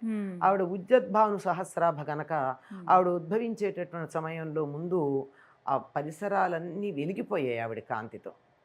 ఎలాగంటే మనకి ఉదాహరణ చెప్తూ ఉంటారు, ఎవరైనా చీకట్లో దీపం పుచ్చుకొని వస్తుంటే ముందేం కనపడుతుందమ్మా, దీపపు కాంతి కనపడుతుంది, తర్వాతే వెనకాల మనిషి కనపడతారు. అమ్మవారు 1000 ఉదయ సూర్యుళ్ళ కాంతితో ఉంది గనక ఆవిడ శరీరానికన్నా ముందు కాంతి కనపడింది. ఇప్పుడు వెలుగు ఉంది, ఒక బల్బు ఉంది దూరంగా, బల్బు ఆకారం కనపడదు, ఏం కనపడుతుంది మనకి, వెలుగు కనపడుతుంది. అట్లాగే ఆవిడ అంత వెలుగులో ఉంది గనక ఆ ఎర్రని కాంతి ముందర కనపడిందిట. ఆ కాంతి కాస్త కొంచెం పైకి వచ్చేటప్పటికి దాంట్లో నుంచి ఆవిడ పెట్టుకున్నటువంటి చేతులు కనపడ్డాయి, ఎత్తిన చేతులు. ఎందుకంటే ఆవిడ దేవకార్య సముద్యత, పుట్టగానే దేవకార్యం చేయడానికి సిద్ధంగా ఉంది. కాసేపు రెస్ట్ తీసుకుంటాను, ఓ గంట మంచినీళ్ళు తాగి కాఫీ తాగండి, తర్వాత నెమ్మదిగా పనిచేస్తామని రిలాక్సేషన్ కాదు. ఉజ్జద్భాను సహస్రాభ చతుర్బాహు సమన్విత, అలా చేతులు ఎత్తి 4 చేతులతో కనపడింది. ముందు చేతులు కనపడ్డాయి, అంటే ఇంత ఎత్తు అనమాట. ముందు చేతులే కనపడ్డాయి వెలుగు తర్వాత. ఆ చేతుల్లో ఉన్నటువంటి ఆయుధాలు కనపడ్డాయి. ఆయుధాల తర్వాత ఏం కనపడింది అంటే తలలో పెట్టుకున్న పూలు కనపడ్డాయి. ఏమిటి పూలు కనపడ్డం అంటే అంత పెద్ద ముడి ఉంది ఆవిడికి. కిరీటాన్ని దాటి పూలు కనపడేటంత ముడి ఉంది. జుట్టు ముడి వేసుకోవాలి అని చెప్పడం ఇక్కడ సంకేతం అమ్మ. విరబోసుకోవడం దేవతల లక్షణం కాదు. రాక్షసులు మాత్రమే జుట్టు విరబోసుకుంటారు. దేవతలు జుట్టు ముడి వేసుకునే ఉంటారు, లేదా జడన్నా వేసుకుంటారు. ఆవిడ పెట్టుకున్న పూలు కిరీటం పైనుంచి కనపడుతున్నాయి. పైగా అవన్నీ ఏమున్నాయి? చెంపక, అశోక, పున్నాగ, సౌగంధికల సత్కచ. చెంపకాలు, అశోకాలు, పున్నాగాలు ఇవి ఉన్నాయి. అవి 3 కూడా వేరువేరు ఋతువుల్లో పూసేటటువంటి పూలు. ఇన్ని పూలు ఒకేసారి ఎట్లా ఉన్నాయి అంటే అమ్మవారు ప్రకృతి స్వరూపిణి, అంతా ఆవిడ చేతుల్లోనే ఉంది కానీ అన్ని పూలు ధరించింది. ఆ తర్వాత కిరీటానికి పైన ఉన్నటువంటి కలికితురాయి, ఆ తర్వాత కిరీటం కింద కనపడుతున్న ముంగురుల కింద కనపడుతూ ఉన్నటువంటి బొట్టు, అంటే బొట్టు తప్పనిసరిగా ముఖాన్ని ఉండాలి అమ్మవారిని ఆరాధించే వాళ్ళకి. ఆ తర్వాత కనుబొమ్మల కింద ఉన్నటువంటి కన్నులు, ఆ కన్నుల మధ్య ఉన్నటువంటి ముక్కుకు పెట్టుకున్నటువంటి నక్షత్రాల్లాగా ప్రకాశించేటటువంటి నాసాభరణాలు, అటు పైన ఎర్రగా ఉన్నటువంటి మన కెంపులతో తయారైన అద్దాల్లాగా ఉన్నటువంటి ఎర్రని చెక్కిళ్ళు, ఆ పైన చెవులకు పెట్టుకున్నటువంటి సూర్య చంద్రుల దుద్దులు. ఒక చెవికి, కుడి చెవికి సూర్యుడు, ఎడం చెవికి చంద్రుడు. కింద దానికి వేలాడుతున్నాయి లోలకులుగా ఏమంటే కదంబ పుష్పాల గుత్తులు. అక్కడి నుంచి చూసేటప్పటికీ ఈ వేలాడేటటువంటివి వైవంగానే కనపడేది ముక్కు కింద కనపడేటటువంటి పెదవులు ఎర్రగా దొండపండులాగా, దొండపండు నేను పగడాలని తిరస్కరించేటటువంటి పెదవులు. అంటే దొండపండు రేపు పొద్దుటికి మెత్తబడిపోయి పాడైపోతుంది, పగడాలు గట్టిగా ఉంటాయి. ఈ 2 అమ్మవారి పెదవులతో పోల్చడానికి వీలు లేనటువంటివి. అటువంటి పెదవులు, ఆ పెదవులు కొద్దిగా ఇలా కలిస్తే కనపడనట్టుగా ఉన్నటువంటి 2 వరుసల దంతాలు, ఆ దంతాల మధ్య ఎర్రగా తాంబూలంతో ఎర్రబడి పరిమళాలీనేటటువంటి నోరు, దాని కిందగా ఉన్నటువంటి పోలిక చెప్పడానికి వీలు లేనటువంటి అనాకలిత సాదృశ్య చుబుక శ్రీ విరాజిత, దేంతోనూ పోల్చడానికి వీల్లేనటువంటి గడ్డము అనేటటువంటి సంపదతో ప్రకాశిస్తూ ఉంది. ఆ కింద కామేశబద్ధ మాంగళ్య సూత్రశోభిత కంధర, కామేశ్వరుడి చేత కట్టబడినటువంటి మంగళసూత్రంతో ప్రకాశించే కంఠం కలది. ఒకప్పుడు మంగళసూత్రాలు ఇక్కడికి ఉండేవి, అందుకు నేను ఈ నామాన్ని వివరంగా చెప్తున్నా. ఇక్కడికి ఉండేవి మంగళసూత్రాల బిళ్ళలు 2 ఇక్కడికి ఉండేవి. తర్వాత ఇలా పొడుగ్గా వచ్చాయి. ఆ తర్వాత మంచి భుజాలు, చేతులు, కంకణాలు ఉన్నటువంటి చేతులు, అటు పైన ఇక్కడి నుంచి ఇక్కడికి రకరకాలైనటువంటి నగలు అలంకరించబడినాయి. అంటే నెక్లెస్ అని చెప్తూ ఉంటామే, అలాంటివన్నీ కంఠహారాలు. అటు పైన అమ్మవారి యొక్క వక్షోజాలని వర్ణిస్తారు. ఎందుకండి ప్రాచీన సాహిత్యంలో మన వాళ్ళకి దేవతామూర్తి స్త్రీ అవంగానే ఈ రచయితలకి ప్రకోపం వస్తుంది, పైత్యం వస్తుంది, పైత్యంతో ఇలాంటి అశ్లీల వర్ణనలు చేస్తారు అని కామెంట్ చేసేటటువంటి హాఫ్ నాలెడ్జ్ గాళ్ళు బోల్డ్ మంది ఉన్నారు. ఎందుకంటే మేము విన్నదే నాకు తెలిసిన కాస్తే గొప్ప అనుకుంటారు తప్ప విషయం తెలుసుకోరు. ఎందుకు అంటే అమ్మవారిని ఇందాకే ఆవిడ ప్రశ్న అడిగారు, జగన్మాత లోకానికంతా తల్లి. లోకానికంతా తల్లి అంటే లోకంలో ఉన్నటువంటి వాళ్ళందరికీ ఆహారాన్ని ఇవ్వాలి. ఆహారాన్ని ఇచ్చేటటువంటి చోటు ఏదయ్యా అంటే దీనికి తెలుగులో పేరేమిటో తెలుసా? పాలిండ్లు. అంటే పాలకి ఇళ్ళు అవి. ఏ శిశువైనా పుట్టగానే తల్లి వంక ఎక్కడ చూస్తాడండి? ఊహ తెలియంగానే తనకు ఆహారమైనటువంటి తల్లి యొక్క వక్షోజాల వంకే చూస్తాడు. కనుక దాన్ని వర్ణించకపోతే అమ్మవారి యొక్క జగత్ పోషకత్వం ఉండదు. పైగా ఆగమశాస్త్రానుసారం ప్రతి అవయవాన్ని వర్ణించాలి.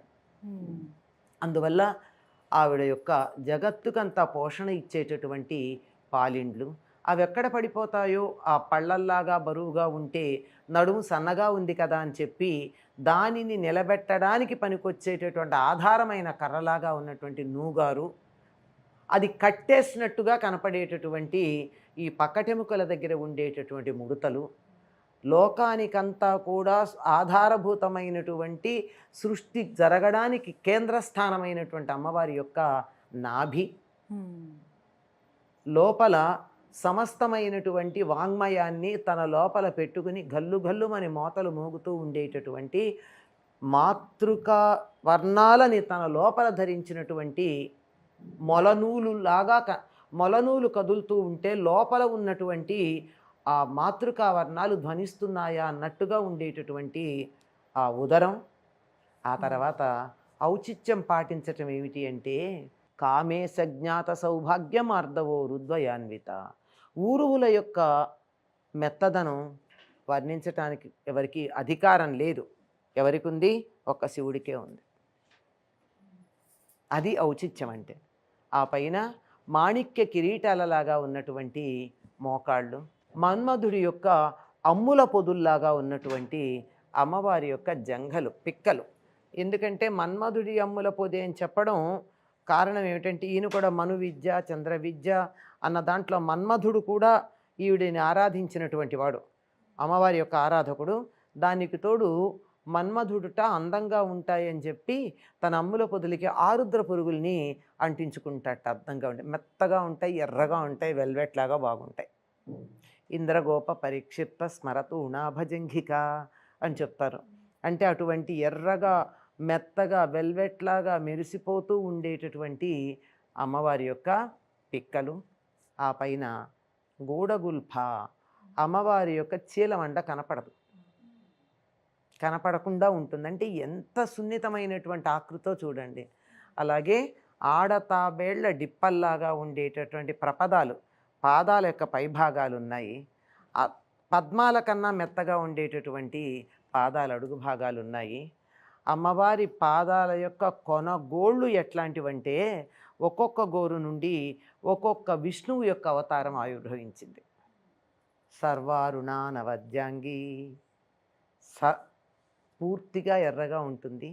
ఒక్క లోపం చెప్పడానికి కూడా వీల్లేనటువంటి శరీర అవయవాలు ఉన్నాయి అని చెప్తూ మహాలావణ్య సేవది. లావణ్యం అనేటటువంటి దానికి అమ్మవారు నిలయమైనటువంటిది అని తల నుండి పాదాల దాకా, పాదాల నుంచి తల కాదు. ఈ లలితా సహస్రనామం చదివేటటువంటి వారు ఎవరైతే ఉన్నారో అక్కడ మొదలుపెట్టినట్టయితే ఒక్కొక్క నామం ఒక్కొక్క అవయవాన్ని అలా వర్ణిస్తూ పైనుంచే కింద దాకా అలా బొమ్మలాగా కనపడుతుంది. ఇంకా తర్వాత ఆవిడ విశేషాలన్నీ ఉన్నాయనుకోండి. రూపవర్ణన అడిగారు కదా, అంతవరకు చెప్తాను. చక్కగా వివరించి కళ్ళు మూసుకుని వింటే అమ్మా అమ్మవారు అలా మీ మాటల ద్వారా మాకు కళ ముందు కనపడాలమ్మా. అందులో అక్షర దోషాలు లేకుండా చదువుతుంటే అర్థం తెలుస్తుంది మనకి. అర్థం తెలిస్తే అసలు ఆవిడ రూపం మన కళ్ళ ముందు అలా కదలాడాలి. లేకపోయిన తర్వాత ఎందుకమ్మా చదువుతూ శ్రీమాత అంటే అమ్మ ఏమిటది ఉండు అని అన్నాం అనుకోండి, లాభం లేదు. మీ సందేహం అమ్మా.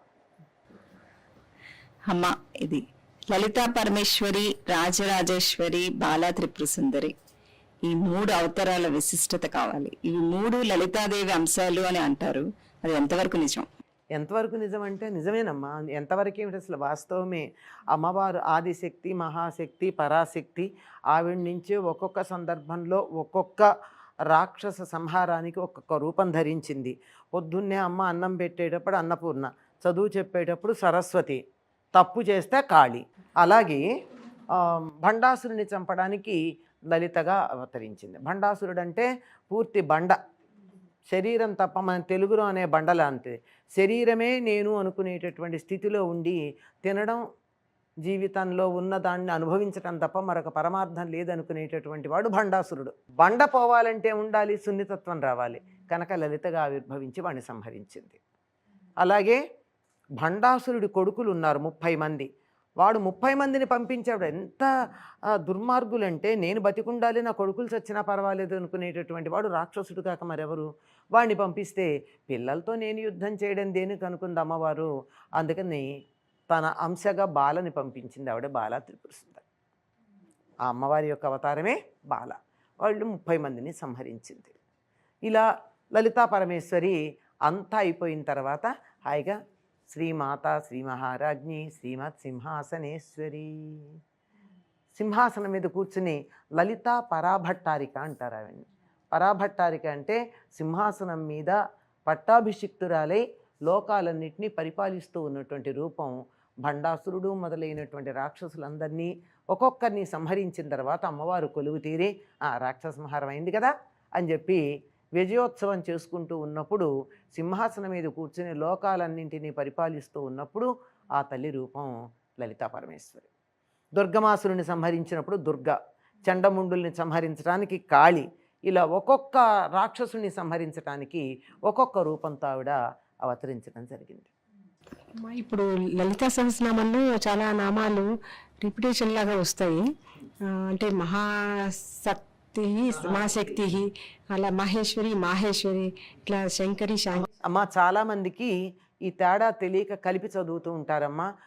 53వ శ్లోకము ఏదో దాంట్లో అక్కడ మహాశక్తి అని ఉంటుంది. దాన్ని మేము స్వచ్ఛంగా చదువుతామనడానికి మహాశక్తి అని చదువుతూ ఉంటారు. తప్పమ్మ, అది మహాశక్తి. ఇంత గొప్ప వసిన్యాది వాగ్దేవతలు వాళ్ళ అమ్మవారిని కీర్తించేటప్పుడు ఒకే నామాన్ని 2 సార్లు అంటారా? మామూలు కవులే ఒక పదాన్ని రెండోసారి వాడడానికి ఇష్టపడరు. మాలాంటి వాళ్ళమే ఒక పదం ఒకసారి వాడితే దానికి పర్యాయ పదం వాడదామని ప్రయత్నం చేస్తాం తప్ప దాన్నే వాడం. అట్లాంటిది వసిన్యాది వాగ్దేవతలు వాడడం ఏమిటి? కాదు. అక్కడ ఉంది మహాశక్తి, మహా ఆసక్తి అని అక్కడ. ఇక్కడ మహాశక్తి. అలాగే మహేశ్వరి అని చదివేస్తారు 2 చోట్ల. మొదట వచ్చేది మాహేశ్వరి, మహాదేవి. అక్కడ మాహేశ్వరి అంటే మహేశ్వరుని యొక్క శక్తి మాహేశ్వరి. తర్వాత వచ్చేది మహేశ్వరి. మహేశ్వరి అంటే మహా ఈశ్వరి, ఈవిడే మహేశ్వరి. అక్కడ మాహేశ్వరి అంటే శివుడి యొక్క సప్తమాతృకల్లో ఉన్నటువంటి శివుడి యొక్క శక్తి అని అర్థం. ఇది మాత్రం కొంచెం ఓపిక లేక పుస్తకంలోకి కళ్ళు పెట్టి చూసేటంత శ్రద్ధ లేక ఇట్లా చదువుతూ ఉంటారమ్మా. ఇది చాలా దోషభూయిష్టంగా చదువుతారు. అమ్మవారు దయగల తల్లి గనక మనం తిట్టే తిట్లకి ఆవిడ ఊరుకుంటోంది. ఉదాహరణకి జన్మ మృత్యు జరా తప్త ఏమిటో అది దీర్ఘం తీస్తారు, నోరంతా ఇంత వెడల్పుని పెట్టి. జన్మ మృత్యు జరా తప్త జన విశ్రాంతిదాయిని. ఎందుకంటే అక్కడ ఆపాలి. జన్మ మృత్యు జరా తప్త జన విశ్రాంతిదాయిని కలిపి చదవాలి. జన్మ మృత్యువు జర అనేటటువంటి వాటితో బాధపడుతూ ఉన్నటువంటి జనులకి అమ్మవారు విశ్రాంతిస్తుందని చెప్తామా? ఆవిడ్ని జన్మ మృత్యు జరా తప్త అని సంబోధిస్తామా? జన్మ మృత్యువు జరతో బాధపడుతోంది ఆవిడ. ఇలాంటివి సుమారుగా 26-27 ఉన్నాయమ్మా ఇలా దోషంగా చెప్పేవి. వీటన్నింటినీ సరిచేస్తూ నేను 28 రోజుల పాటు 2 విద్యార్థుల్ని కూర్చోబెట్టి 2-3 ఒక్కొక్క అక్షరం ఎట్లా చదవాలి, ఎక్కడ కలిపి చదవాలి, ఎక్కడ విడదీసి చదవాలి అన్నదాన్ని నేర్పించాను 2 విద్యార్థుల్ని. ఆన్లైన్ ఉంది. నా పేరు మీద ఉన్నటువంటి యూట్యూబ్లోనే అనంతలక్ష్మి లైవ్ అని కొడితే వస్తుంది. 28 రోజుల పాటు అఖండంగా ప్రతిదీ చితిస్తత్పద లక్ష్యార్థ అనేది ఎలా ఉచ్చరించాలో కూడా నేర్పించాను. ఎక్కడ మహాశక్తి చదవాలి, ఎక్కడ మహాశక్తి చదవాలి. ఆజ్ఞ అంటారు, ఆజ్ఞ కాకుండా ఆజ్ఞ అనేది ఎలా ఉచ్చరించాలి. ఆజ్ఞ కాదు, ఆజ్ఞ కాదు, ఆజ్ఞ. రాజ్ఞి అంటే రాజ్ఞి అని పిలిచినట్టు ఉంటుంది. మహారాజ్ఞి అన్నాం అనుకోండి, అగ్నిని రమ్మని పిలిస్తే ఇంట్లో అగ్ని వచ్చి కూర్చోటల్లా. మన ఇంట్లో చిచ్చు లేదు, మరి చిచ్చు రాకుండా ఉండాలంటే ఏమని పిలవాలి? మహారాజ్ఞి అనాలి. ఇవి ఎలా ఉచ్చరించాలో, నాలుక కూడా ఎలా పెట్టాలో, పెదవులు ఎలా పెట్టాలో వీటిని కూర్చోబెట్టి నేర్పించానమా. ఇష్టం ఉన్నవాడు చూసుకోవచ్చు. అది చూసి నేర్చుకోవచ్చు. పారాయణ విడిగానే చేసుకుంటారు. అంటే ఒక్కొక్కటి నేర్పించడానికి నా 28 రోజులు నేర్పించానంటే పారాయణ అవ్వదు అంతసేపట్లో. పారాయణ అరగంటలో అయిపోతుంది. నెమ్మదిగా చదివితే, త్వరగా చదివితే 25 నిమిషాల్లో అవుతుంది. కానీ నేర్చుకోవడానికి ఎంత సమయం పడుతుంది? మీరు అడిగినట్టు శా శా షా శ్రీ అంటారు. శ్రీ అని ఎందుకు అనాలమ్మా? శ్రీ కదా, శా షా స. ఈ మూడింటికి తేడాగా ఉచ్చరించడం రాకపోతే ఆ ఉచ్చరించాల్సిన చోటు వచ్చినప్పుడు పైకి అనకండి, నాలుగు కుదరకపోతే నోట్లో అనుకోండి. పైకి మాత్రం అంటే వాతావరణం ఎలా పాడైపోతుంది? ఇందాక మీరు అన్నారు టేప్ రికార్డర్ పెడితే ఏమవుతుంది అని. వాతావరణం బాగుంటుందన్న, మరి చెడ్డ మాటలు వస్తాయి, అక్కడ తప్పుడు అక్షరాలు వస్తాయి. అందరికి ఇది ఒక వెసులుబాటు. ఎప్పుడైనా చూసుకోవచ్చు కదమ్మా, యూట్యూబ్ It's there. ఛానల్లో ఉంటే ఎప్పుడైనా చూసి నేర్చుకోవచ్చు. ఎవరైనా అలా పారాయణ చేద్దాము, అక్షరాలు సరిగ్గా మాకు పలకట్లేదు, ఎలా చదవాలో కూడా మాకు రావట్లేదు అనే వాళ్ళకి ఇది ఒక వెసులుబాటు అండి. అనంతలక్ష్మి గారి ఛానల్లో మీరు వెళ్ళి సెర్చ్ చేయండి, చక్కగా మీరు పారాయణ చేసుకోండి, అమ్మవారి అనుగ్రహం పొందొచ్చు. అమ్మా, అమ్మవారి గురించి మాటల్లో మీరు ఇందాక వర్ణించారు. చివరిగా నాకు కొన్ని సందేహం ఏంటంటే, అమ్మవారికి ఏ రంగు అంటే ఇష్టం బాగా లలితమ్మకి? మామూలుగా ఆవిడకి ఎరుపు వర్ణం ఇష్టం. అక్కడ సర్వారుణ అన్నాం కదా, అలాగా తర్వాత మందార కుసుమ ప్రియ. ఆవిడకి పెట్టుకునే అలంకారంగా పెట్టే నగలు కూడా లలితా స్వరూపం గనక అయినట్టయితే, ఒక్కొక్కటి వేరు మళ్ళీ లలితా స్వరూపం గనక అయినట్టయితే కురువింద మణిశ్రేణి కనత్ కోటీర మండిత, కురువింద మణులతో ఉన్నటువంటి కోటీరమే పెట్టుకుంటుంది కనుక ఆవిడ దాడిమి కుసుమ ప్రభ. అందుకని లేత ఎరుపు అంటే మరూన్ కాదు, లేత ఎరుపు. దానిమ్మ గింజ పండు కాదు, దానిమ్మ పువ్వు ఉందే, దానిమ్మ పువ్వు ఎరుపు ఏదైతే ఉందో ఆ రంగు, అందులో కొంచెం ఛాయ అటు ఇటు ఉన్న అమ్మవారికి ప్రీతిపాత్రం లలితా రూపంగా ఉన్నప్పుడు మాత్రం. అమ్మవారికి ఇష్టమైనటువంటి ఆహారం మనకి 6 రకాల అన్నాలు చెప్పబడ్డాయి అందులో. ముద్గౌదన ప్రీత చిత్త, దధ్యన్నాసక్త ప్రీత, ఇలాంటివన్నీ. స్నిగ్ధౌధన ప్రియ, గుడాన్న ప్రీత మానస, పాయసాన్న ప్రియ అయ్యాక చివరికి ఏం చెప్పారు? సర్వౌదన ప్రీత చిత్త అన్నారు. సర్వౌదనముల యందు ప్రీతి కలిగినటువంటి మనస్సు కలదు అంటే సాత్వికమే సుమా. సాత్విక ఆహారం. చాలా గమ్మత్తుగా మీరు అడిగిన ప్రశ్నకి ఇక్కడ సందర్భం వచ్చింది కనుక చెప్తున్నాను. అల్లపు గారెలు అని రాస్తారు. గారె అనకుండా అల్లం ఎందుకు చేర్చారో నాకు ఎప్పటికీ అర్థం కాదు. ఎవరు చెప్పారో తెలియదు.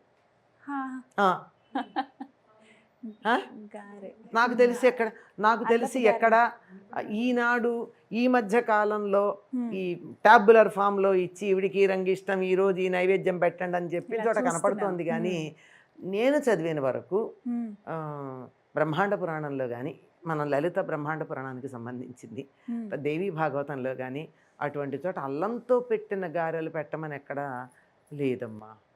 అవునా? కానీ నేను ఇది విన్నానమ్మా, అల్లపు గారెలు అమ్మవారికి అవునమ్మా, నేను విన్నాను. మరి ఎందుకు వచ్చిందంటారు? విని విని విని విని చెప్తున్నాను కదా. ఏం చేస్తాం, కళ్ళకున్నట్టుగా చెవులకు కూడా మూతలు ఉంటే, కళ్ళకున్నట్టుగా చెవులకు కూడా మూతలు ఉంటే బాగుండు అనుకుంటాం మేము కొన్ని సందర్భాల్లో. ఖాళీగా ఉన్నప్పుడు ఆవిడకి మాంసాహారులు మషం పెడతారు. మషం అంటే మాంసం, మాషం అంటే మినుగురు. మనం మషం పెట్టం గనక మాషం పెట్టం అంతే. చాలా చక్కగా వివరించారు. బలవర్ధకమైన ఆహారం కదమ్మా, శరీరానికి బలం కలిగించేది, కాస్త బుద్ధిని మందగించేది. అవునమ్మా, దాని లక్షణం అది. ఇప్పుడు ఆలోచిస్తే కొట్టలేడు, ఆగుతాడు. అయ్యో అవతలవాడు బాధపడతాడేమో అని. లేదు, వీడిని చంపేయాలంటే చంపేయాలి అంతే, ఆలోచించకూడదు. అందుకని మాషం కానీ మషం కానీ ఇన్నున్నాయి. అసలు చాలా విషయాలు తెలుసుకోవాల్సినవి కూడా ఉన్నాయి లలిత అమ్మవారి గురించి. మీరు అన్నారు ఇందాక, ఫస్ట్ నేను చెప్పినప్పుడే సవరించారు, రహస్య సహస్రనామ స్తోత్రం, లలిత రహస్యనామ సహస్రం అని చెప్పి. ఈ విధంగా ఇంకా ఎన్నో సందేహాలు ఉన్నాయి చాలా మందికి. అయితే సమయాభావం వల్ల ఇక్కడ ఇలా ముగిస్తున్నాం. మరొకసారి మళ్ళీ కలుద్దాం, మళ్ళీ ఎన్నో సందేహాలు మేము ముందుంచే ప్రయత్నం చేస్తామమ్మా. చాలా సంతోషం. నమస్కారం. అందరికీ నమస్కారం అండి. నమస్తే అమ్మా. సుమన్ టీవీలో మీ పర్సనల్ అండ్ బిజినెస్ ప్రమోషన్స్ కోసం కింది నెంబర్కి కాంటాక్ట్ చేయండి.